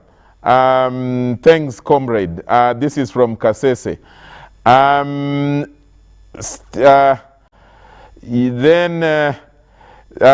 Honorable Chris Bariomunsi, thanks for watching. And he says, Charles, thanks for a good show and congratulations to Ramadan. Rapid population growth. Now, this is a nice one. He is an expert on population. He says, rapid population growth is one of the challenges we face. Population structure is bottom heavy, with children and young people giving a high dependency ratio. There is need to tap on the demographic dividend by skilling young people and bringing them into the economy. We must fight corruption first and remain frugal. Now, when he talks about the issue of frugality, the ministers actually come with such a message. I will request the producer to bring my point number 6 on the slide.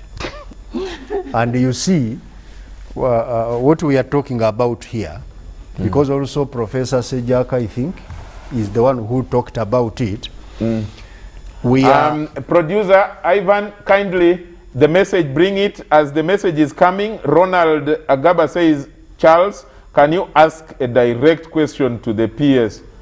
Does his appointment cause a smile on the Ugandan unemployed youth? And he wrote the smile in capital letters and he bolded it. Now, let us, number 6, bring number 6 on the high population growth. You will find that as they bring that, let me first answer the smile on unemployed youth. You know, as I said, we have been growing as an economy. There is no question about that. But this growth has been largely jobless, has been ruthless, and also has been to some extent are not very much mindful of the stock of these non-renewable resources that we do have in the country. And therefore we need to look at how do we model the growth in such a way that we can have both output rising, but also with the jobs. That is something which, as a Minister of Finance, we are mandated to do, to find within our setup of the economy those sectors which can grow the economy with the jobs. And this, I want to commit that we are going to be informing our leaders on where we should put money to facilitate that growth with the jobs. Productive sector. Absolutely. Those ones can be found with the multipliers of output which are high, but are also at the same time high multipliers on labor income. And it is work which we can always do, and our team will do that. You know, finance has some of the most brilliant human beings on earth. I agree. The challenge is we have been like not thinking enough or incentivizing these younger people like me to do what they went to school to learn, and they are boiling with it in their heads. I think we need to encourage them more to come out with some of these solutions. Now, lastly, for me, is that graph there. Look at Uganda, how the population has been. This is the growth rate every year. You see, Uganda is the one on top of the other countries we are trying to emulate. Last year, the population of Uganda grew by 3.6%. The one of Malaysia grew by 1.3%. The one of Korea, 0.2%. We always hear people saying, look at China, it has large population, you know, and India, and Japan. There's a difference between the size of population and the quality and the population growth rate. Size is achieved through not allowing people to die, but those people producing fewer children. You get it? So you would produce fewer, but they live longer. But the life expectancy is longer. In Uganda, we are producing children, more children than goods and services. And that is a problem. And many of them are dying. Absolutely. Why is that the case? No, you see, the death rate has been reducing, but people are not yet sure that they will have all the children. So they said, let me produce 8. The insurance is in the number. 4 might die, I remain with the 4. But the government has invested in primary health care. The minister who's here, they have immunized all children. They have given them clean water. Their mothers are breastfeeding. Now, these kids are not dying. So all of a sudden you find every family has many. And it is something which we can now do by incentivizing more, but also through direct control of population. This one, as a country, we must do. I know my boss, the head of state, does not agree with this. At all. He believes that the children can be produced many. And what we can do is to facilitate the economy so that the parents can afford to look after, which I usually call rare these children. But economics does not really support him. Economics shows that whenever you have many children who are young, so many in a country, dependence burden rises.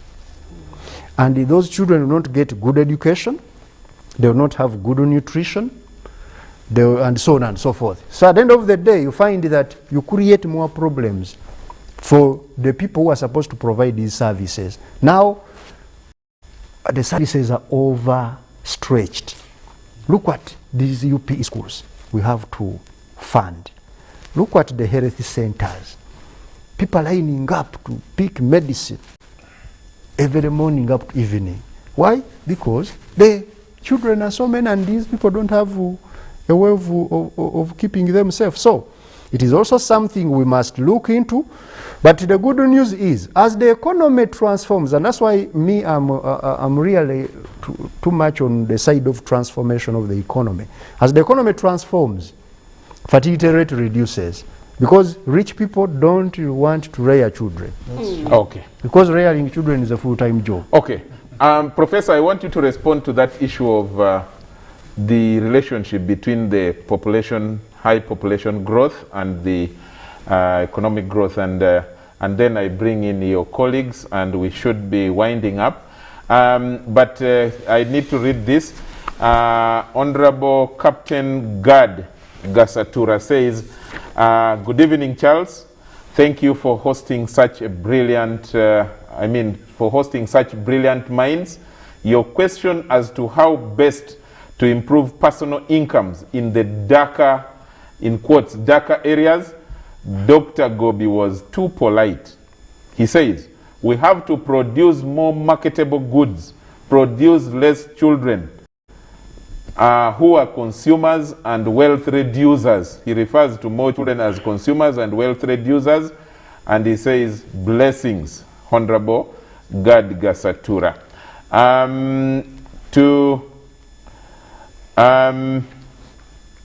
Honorable Peter Ogwang, you might want the administration centers, but do you need them?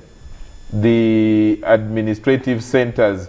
And then someone called Charles says, this has been one of the best discussions you have moderated, Charles. I've enjoyed it. It has been good. God bless you. Thank you, Charles, from Nebi. And then George Arali says, Charles, is Peter really going to work well in that docket? He pushed some of his responsibilities back to the PS. But I love the upbeat attitude. And then Patrick, Professor Gobi, Patrick insists that your presentation is good in theory, that unless issues of electricity tariffs, interest rates, transport costs are resolved, he doesn't complete it well. But those were similar issues as raised by Rugendo. Maybe you can say, Professor, do you want to say something on cost of electricity, cost of money, and fuel, and all that kind of thing? We talked about privatization, but yes, you could have said privatization was good, but there have been arguments, for example, in energy, that unbundling UEB caused actually more damage and has created more cost to the Ugandan energy consumer than it should have helped. Because the entire chain, the consumer has to bear the cost of the entire chain from generation up to umeme or transmission. Before the professor comes, I just want to make one statement. Yeah. Why I didn't go into the nitty-gritties of answering these things, as I said, is because we have documents which have all of the answers to these questions. They're on the shelves. The NDP3 is diagnosing all these challenges and providing the solutions to them.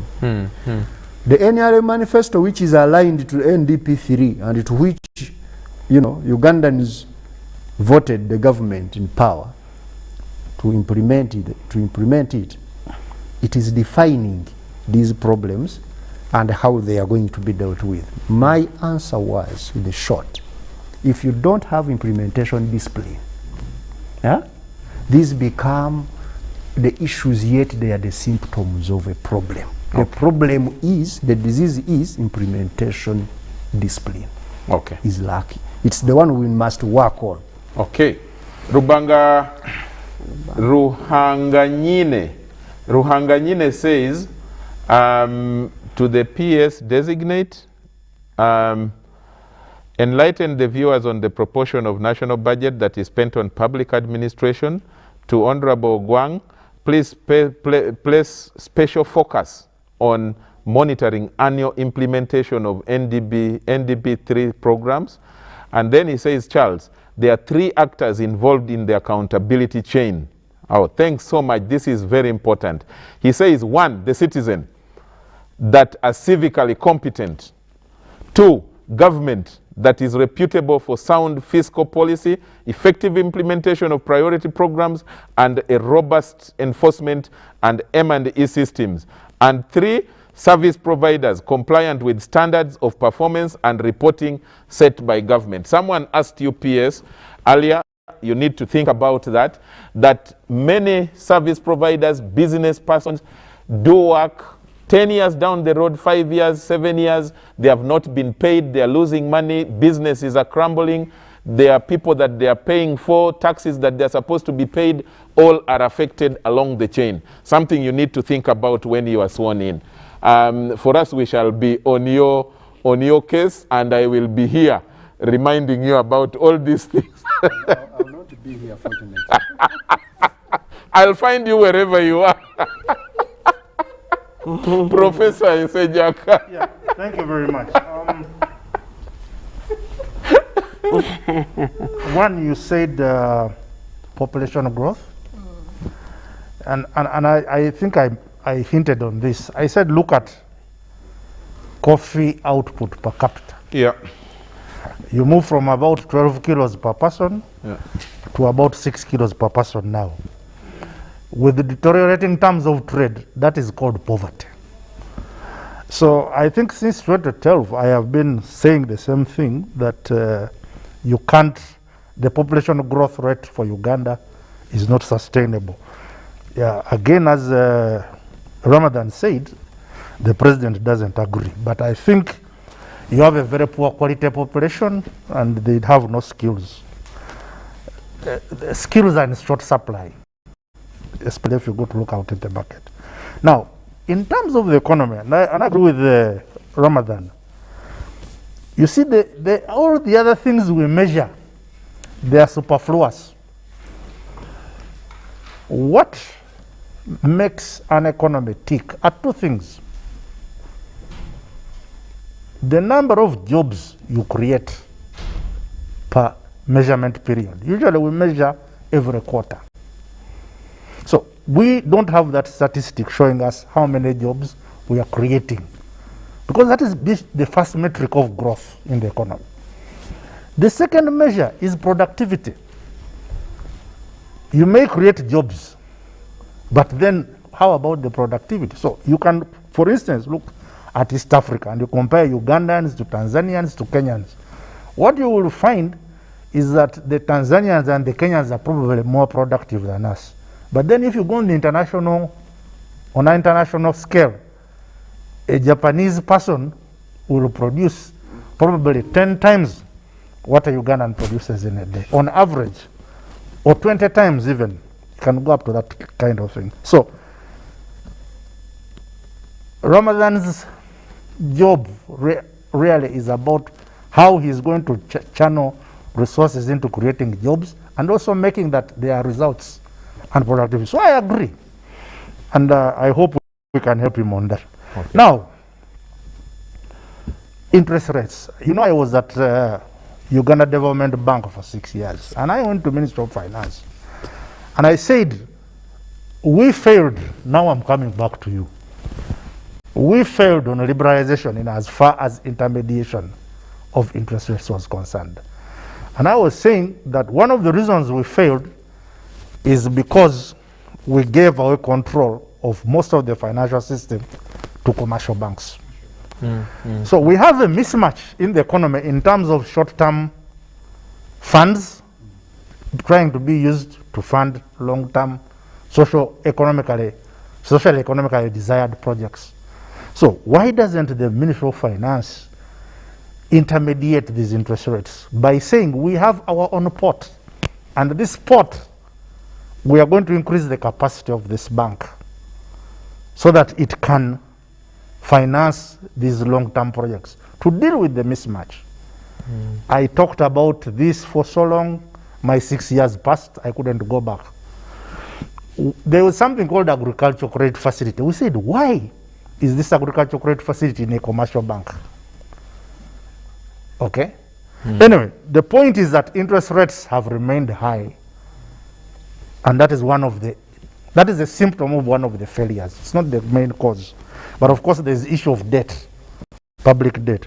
Now, electricity tariffs, again, Ramadan has mentioned this.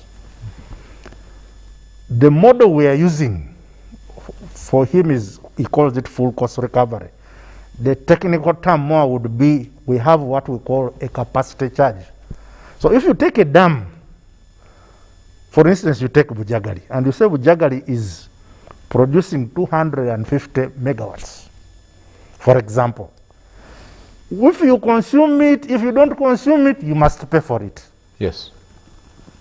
I hope the listener, the viewers understand this point. Is that what they In call? fact, this problem. Is that what they call dimmed? Honorable Guang, this dimmed problem power. is even going to become worse for you because now you have Isimba, you have Karuma. Now, the other part of the problem of the tariff is you are not making new connections. So we have what we call constrained demand. These people you are saying are producing children. When it is dark in the village, what do? They create spots which is producing children. Because they're in the dark. But if you urbanize them, you give them electricity, they watch a program like this, they spend less time playing the other sports. Doing research at night. So the issue of constrained demand for electricity is also creating a problem for the tariff. So these are the things that really are going to trouble Ramadan in that office. I don't know what was the third one. You said interest rates, electricity tariffs. I don't know which was the other one. But I thought these are the ones you wanted me to comment about. Fuel. Fuel. I mean, the fuel, the issue is the transport mode. How do you get the fuel from Mombasa to here? Okay, and the Ramadan showed you the road. It's an issue of imports. But can you get the fuel here much cheaper? Okay. Or exploit ours as soon as possible. I need Sarah, and then our leaders here, the ministers, each 1 minute, and then Ramadan closes. And then, from Honorable Mike Mukula, he says the problem in Uganda is our structures in government which are allergic to decisions and lack of implementation. We talked about that from the beginning. And then Bernard Chankara says, thanks, Charles, for a wonderful show. The conversation on the disconnect between political class and technocrats needs to be aligned if transformation if the transformation the PS is talking about is going to be realized. Honorable Ogwang needs to answer the questions on district creation other than going around it. I think you had already done it. I think this question came before. And Michael from Kaberamaido, Michael says, I have to tell you that Behind the Headlines is the best show to watch. Thank you, Michael. We appreciate your gratitude, and you have always done your best professionally. Keep on bringing objective panelists. Thanks to Honorable Guang for being objective, even if he is a minister. We need such minds to build the nation. To the PS designate, he is superb. My fear is the executive may not accept some of the good plans he has. This is Michael fearing from Kaberamaido. Let him sleep in Kaberamaido safely, knowing. Nelson Tugume, thank you, Nelson. And he says, you guys, you need to have some coffee as you talk about coffee. Senyaka talked a lot about coffee. He has coffee in front of him, but he has taken more water than the coffee. Domestic coffee consumption is strategic is strategy to unlock multiple, to unlock and multiply our revenues 5 times. We need to have this discussion on coffee more. And the PS designate needs to take time to discuss more coffee things. And what is going to happen, the PS designate has to speak on what is going to have to be done differently in the next 60 days in office, in terms of innovations that cause real economic, socio-economic transformation for the economy that works. I think you will just have that in your last statement. And then the last one that I'll allow me read is from someone here says, Charles, thanks for the great show. To the PS designate, we need a functional public service delivery system. Joseph Biomuhanji here. Thanks for the great show. Thanks, Joseph. And Munanura Nixon, thanks, Charles, for the show. The issue of the curriculum that is too theoretical has been here for a long time, but because of a theoretical approach of leadership in Uganda and Africa in general, we might continue lamenting on it and other problems of that kind. Ladies and gentlemen, my viewers out there, we love you. We appreciate your messages and the discussions and sharing. We need to, unfortunately, come to an end, but important messages still from Sarah. Honorable, I'm coming to you. Sarah first, and then I come to you. Sarah, 1 minute. Yeah, thank you, Charles. I think I will talk about 2 issues. One is interference with revenue collection through political tax waivers. The Ministry of Finance has a notice that no more discretionary exemptions should be given by the minister. But a lot of these exemptions are still going on. And even when, you know, in developed countries, if an investor is given a tax waiver, there are other obligations that they should fulfill. For example, number of people to employ, you know, the kind of capital to invest. They are given conditions. And these conditions should be fulfilled. But do we have such things happening in this country? Are the people who are given tax waivers, do they account? Do they have any conditions to fulfill? And is there any form of accountability? And then beyond that, so the tax waivers have become predatory. Yes, and they are given against the citizen. A draconian manner, political, you know, technical know-who, the political connections and maneuvers on who gets the tax waivers. Even there is no systematic way to show that these are the people. We know that today Professor Gwang of COVID has got some tax waiver and other incentives, but we know that he's manufacturing, you know, a herbal treatment for COVID. But what do these other people do that benefit from these tax waivers? Important question. Yes, so the second issue I want to talk about is, and maybe in the first 100 days for Professor Ramadan, is the Charter of Fiscal Responsibility. That is due on 20th August. Because if it's 3 months from the first sitting of Parliament after general election, and this Charter of Fiscal Responsibility is very important because it indicates the measurable objectives for the fiscal policy for a period not less than 3 years, and an explanation on the methodology to be used to measure the performance of government against the fiscal policy objectives. Where the country has reached in terms of national debt, in terms of a shrinking economy because of COVID, and where we are going to mitigate the economic impact of COVID. It is important that Ugandans pay interest in this fiscal Charter for Fiscal Responsibility. Okay. And how we shall get out of that. Thank you. Thank you. Honorable Margaret.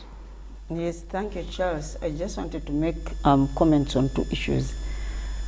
Population growth, and also go back to the SAPs and give the problems that we faced as third world countries. First of all, the population growth in Uganda is actually not population growth. It's called explosion of numbers by us development economists.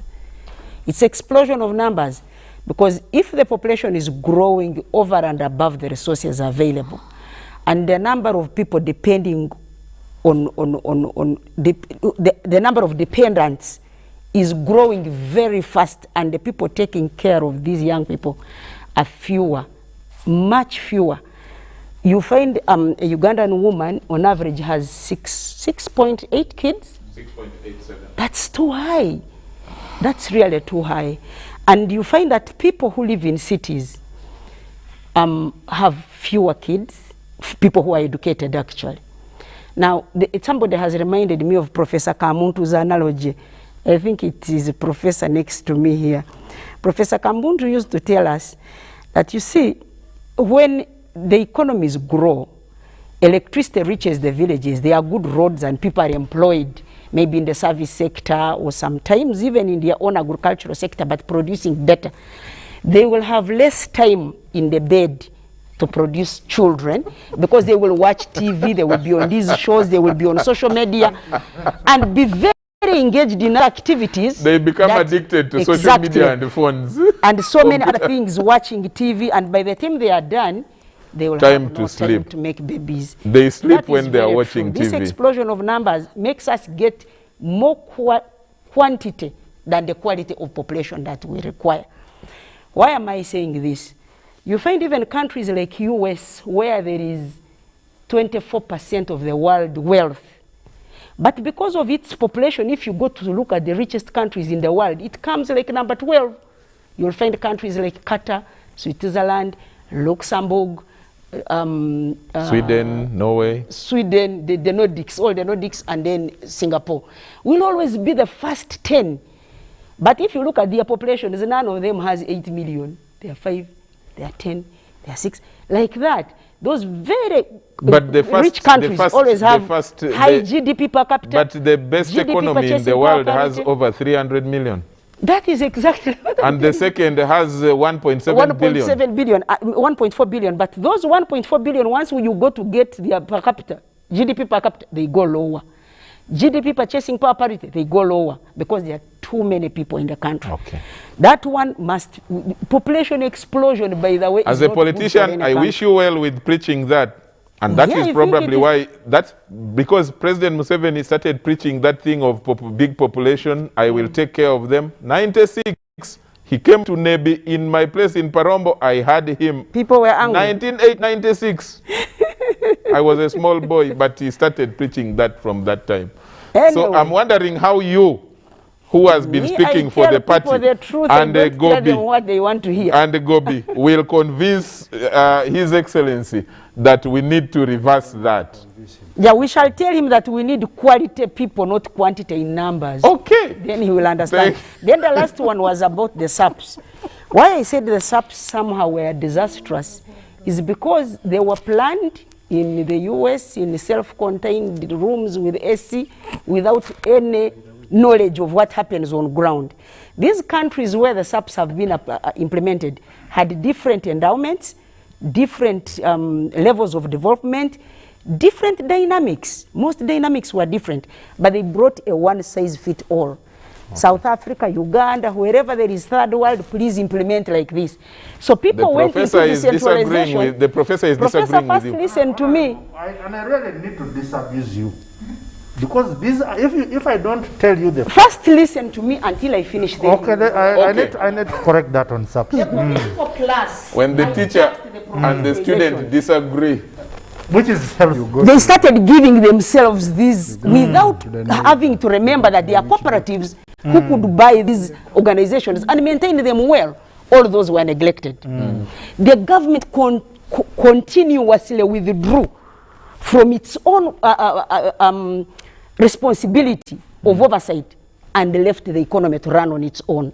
That is how you got multinationals coming here with a lot of capital flight, no checks and balances, and that one also collapsed in that line. Now, decentralization. When we went to decentralization, some people made themselves governors, others gave themselves titles. There's actually, when I was doing decentralization and local government, some lecturer told us of a district I will not mention for fear of being victimized. Someone who You are fearing your voters. he went down in history. That in that district you had to work there only if you were a native. So those are the things, the checks and balances I was saying, that government should have left one of its feet into that implementation, in order for it to move smoothly, but not with the bro and leave it Professor, to, you were disagreeing. capitalism. Yes, I really need to correct this thing about SAPS. And the reason why I want to correct it, because Honorable Mahanga now is a minister and she's going to represent Uganda. You see, when we negotiated the SAPS, we got onto a plane. We went to Cairo, we negotiated with ADB, we went to Paris Club, we negotiated, we went to Washington, everywhere. There was a delegation of Ugandans. You people still go on this delegation, isn't it? When you reach there, you go shopping. They don't negotiate. Look, the problem has never been the idea of structural adjustment. Did the economy of Uganda need structural adjustment? It needed structural adjustment. At the time? Yes. Can we have a policy reversal? You can even change the whole policy of structural adjustment. The point is, at that time, the Ugandan economy was in a fix. We had no resources. The reserves were depleted. So we sent delegations. You know what these delegations do up to now. When your people go to negotiate, they don't participate. They sign, then they go shopping. They and just they come. give them documents signed. Sweeping statement. It is not a sweeping statement because I have been on these trips. You see, I'm not saying something that I was told.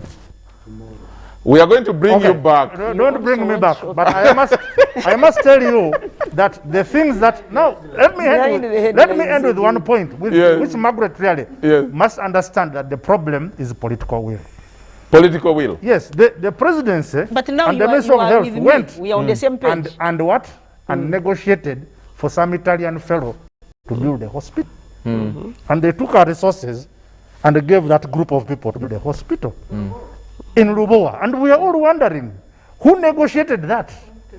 The hospital is not built on one day. Okay. Who negotiated that? Good question, Ogwang. Now you're coming back and Ogwang. The student and the professor have disagreed. The student and the professor have disagreed. Now, Ogwang, please. But we have agreed in 1 minute that implementation was wrong. I have quite a lot to answer, but because of time, I want to refrain myself from not doing that. But I'll ask you to give me another time. There are a lot of unanswered questions here. Number one. You are going to come back. So I have realized your docket has more problems than even the ST. The only question I want to answer, of course, is that they said that I was taking my responsibility to PSST. I need PSST on one. But someone helped you here.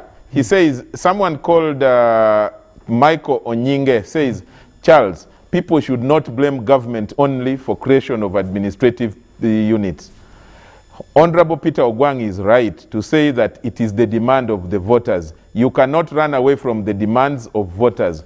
Should you refuse to heed to needs of voters, they will ask you even for reshufflement. So it has made your work easy, but now you can use 1 minute. Let me use 1 minute. First of all, I want to thank you, Charles, for inviting me here. Of course, I want to thank a very informative panel today. And I also want to thank, I've not seen the two professors disagreeing. I don't know why, maybe because they're economists, but I've been very happy if the two are disagreed on principle, so that it makes us understand more on as far as that is concerned. But the last one, of course, I want to welcome Professor Ngowi to government formally, that you're welcome. Please protect him. I will, at all costs and at all times, consult. But of course, like he has made it clear, you have a lot to do with us. And me and Margaret, we cannot run away from that. We are part of the executive. True. To our viewers, thank you so much for taking your time be with us up to this time. We wish you well. Have a good morning, and we'd like to be happy that you continue watching Behind the Headlines. I Thank you so much. Just as Karwanga says, Charles, today you nailed it. A fantastic show, honestly. Thank you very much, Justice. Finally. This is for you on behalf of my docket. Hey, yes. This is for, for you. For me? Yes. Oh, thanks a lot. Pass Thank it. Someone said, someone called Gabriel said, Charles, tell Professor Gobi where you buy your yellow ties from. Professor Gobi might need it.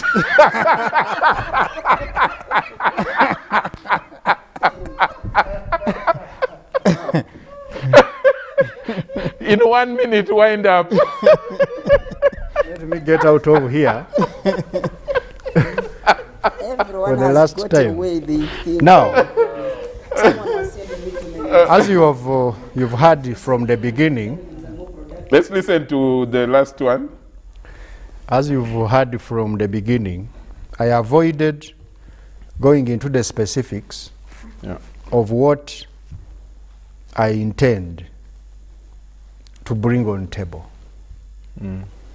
I've been more general than usual, and it was deliberate because that will come very soon, as you will see. But as you can say in Uganda, katalekeka, that's something which you can't avoid. As we all are aware, COVID-19, this pandemic, has battered each of us very badly. Although it has done that disproportionately, to certain groups. Therefore, number one priority of government of Uganda is on ensuring that we can recover from this pandemic. I'm now talking on the side of the economy. Definitely the health sector will tell you it's not about recovery now, it's about keeping people alive and so on.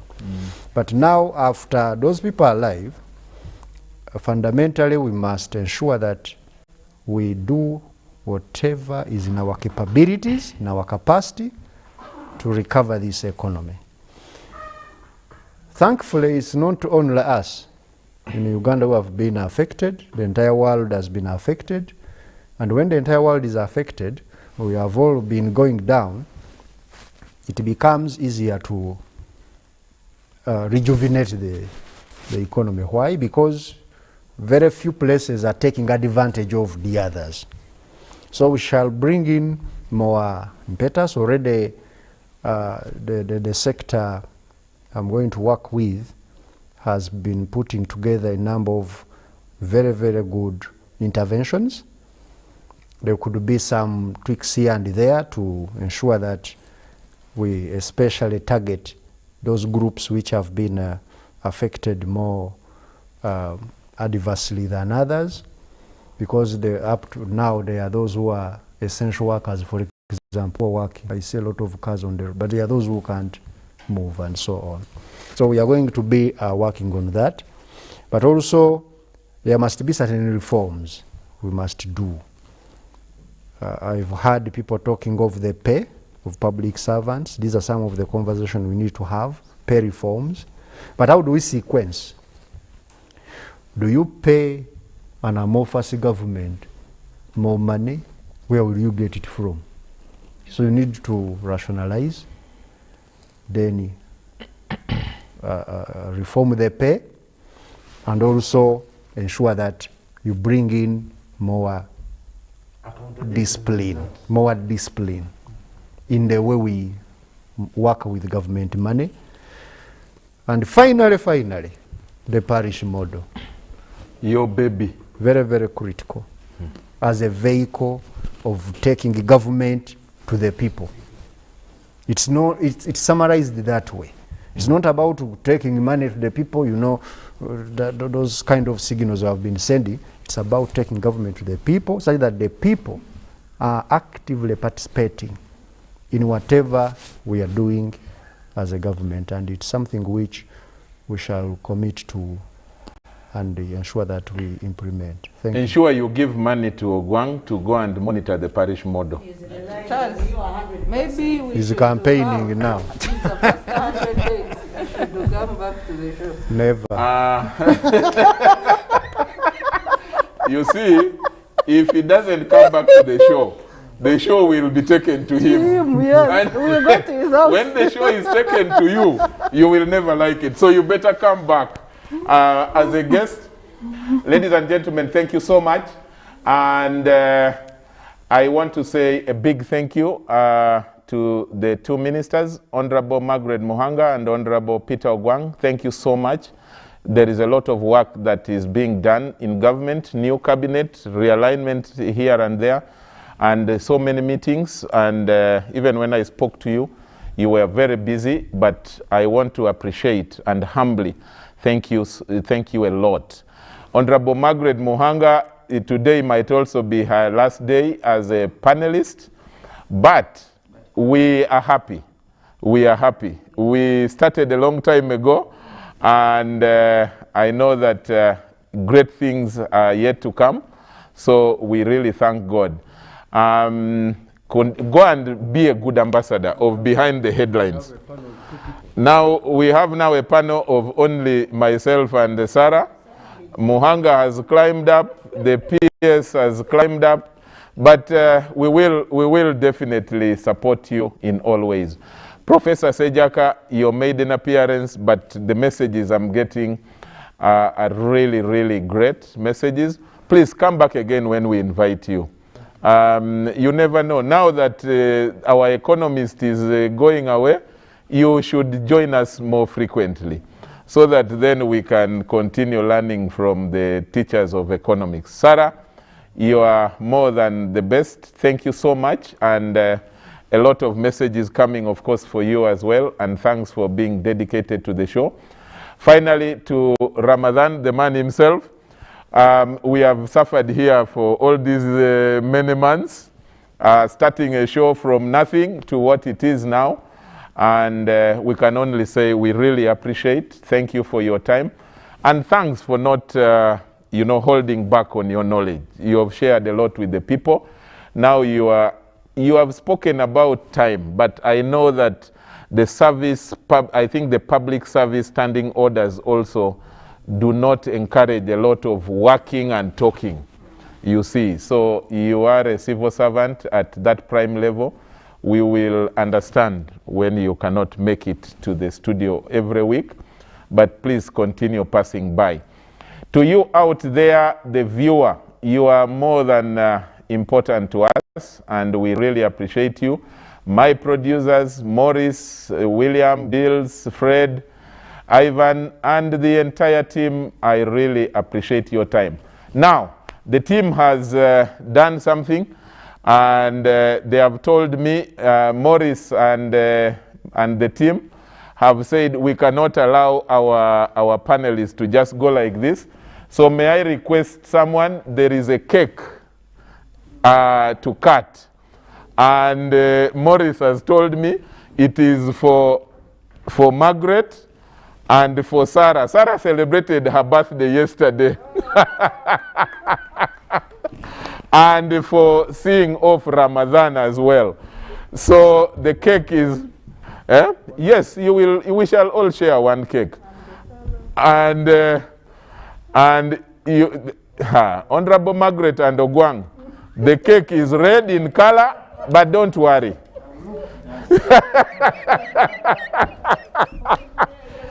But there is a dominant red in the national flag, so don't look down. So the producers, can you still capture? I think the team should all get up, stand up.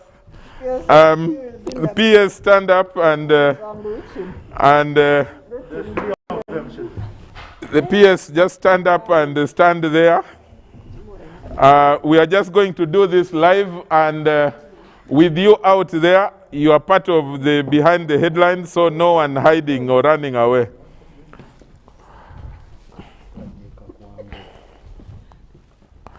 Aha. There is no music. Congratulations. And we shall, Honorable Peter, you move nearer. Professor, move nearer. And we hold the hands and the shoulders and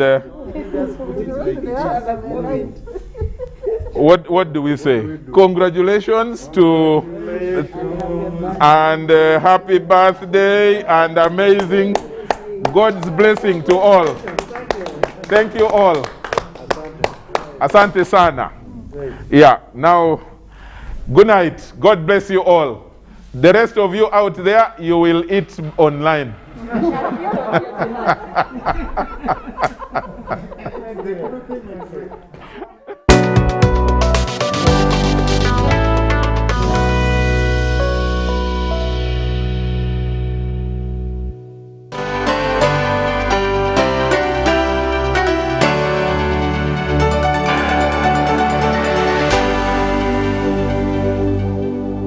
The strides made in our field could not be possible without it.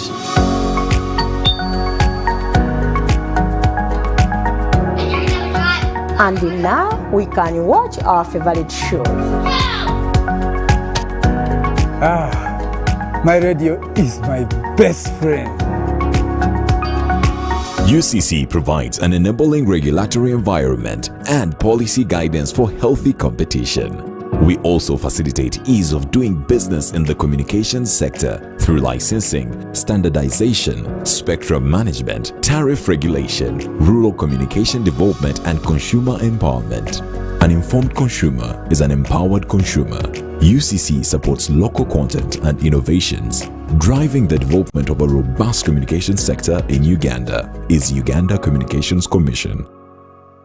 Echa COVID-19 chijja kugwa only if we stay at home, observe physical distancing, wear masks properly, sanitize or wash our hands with soap and water regularly, or get vaccinated now.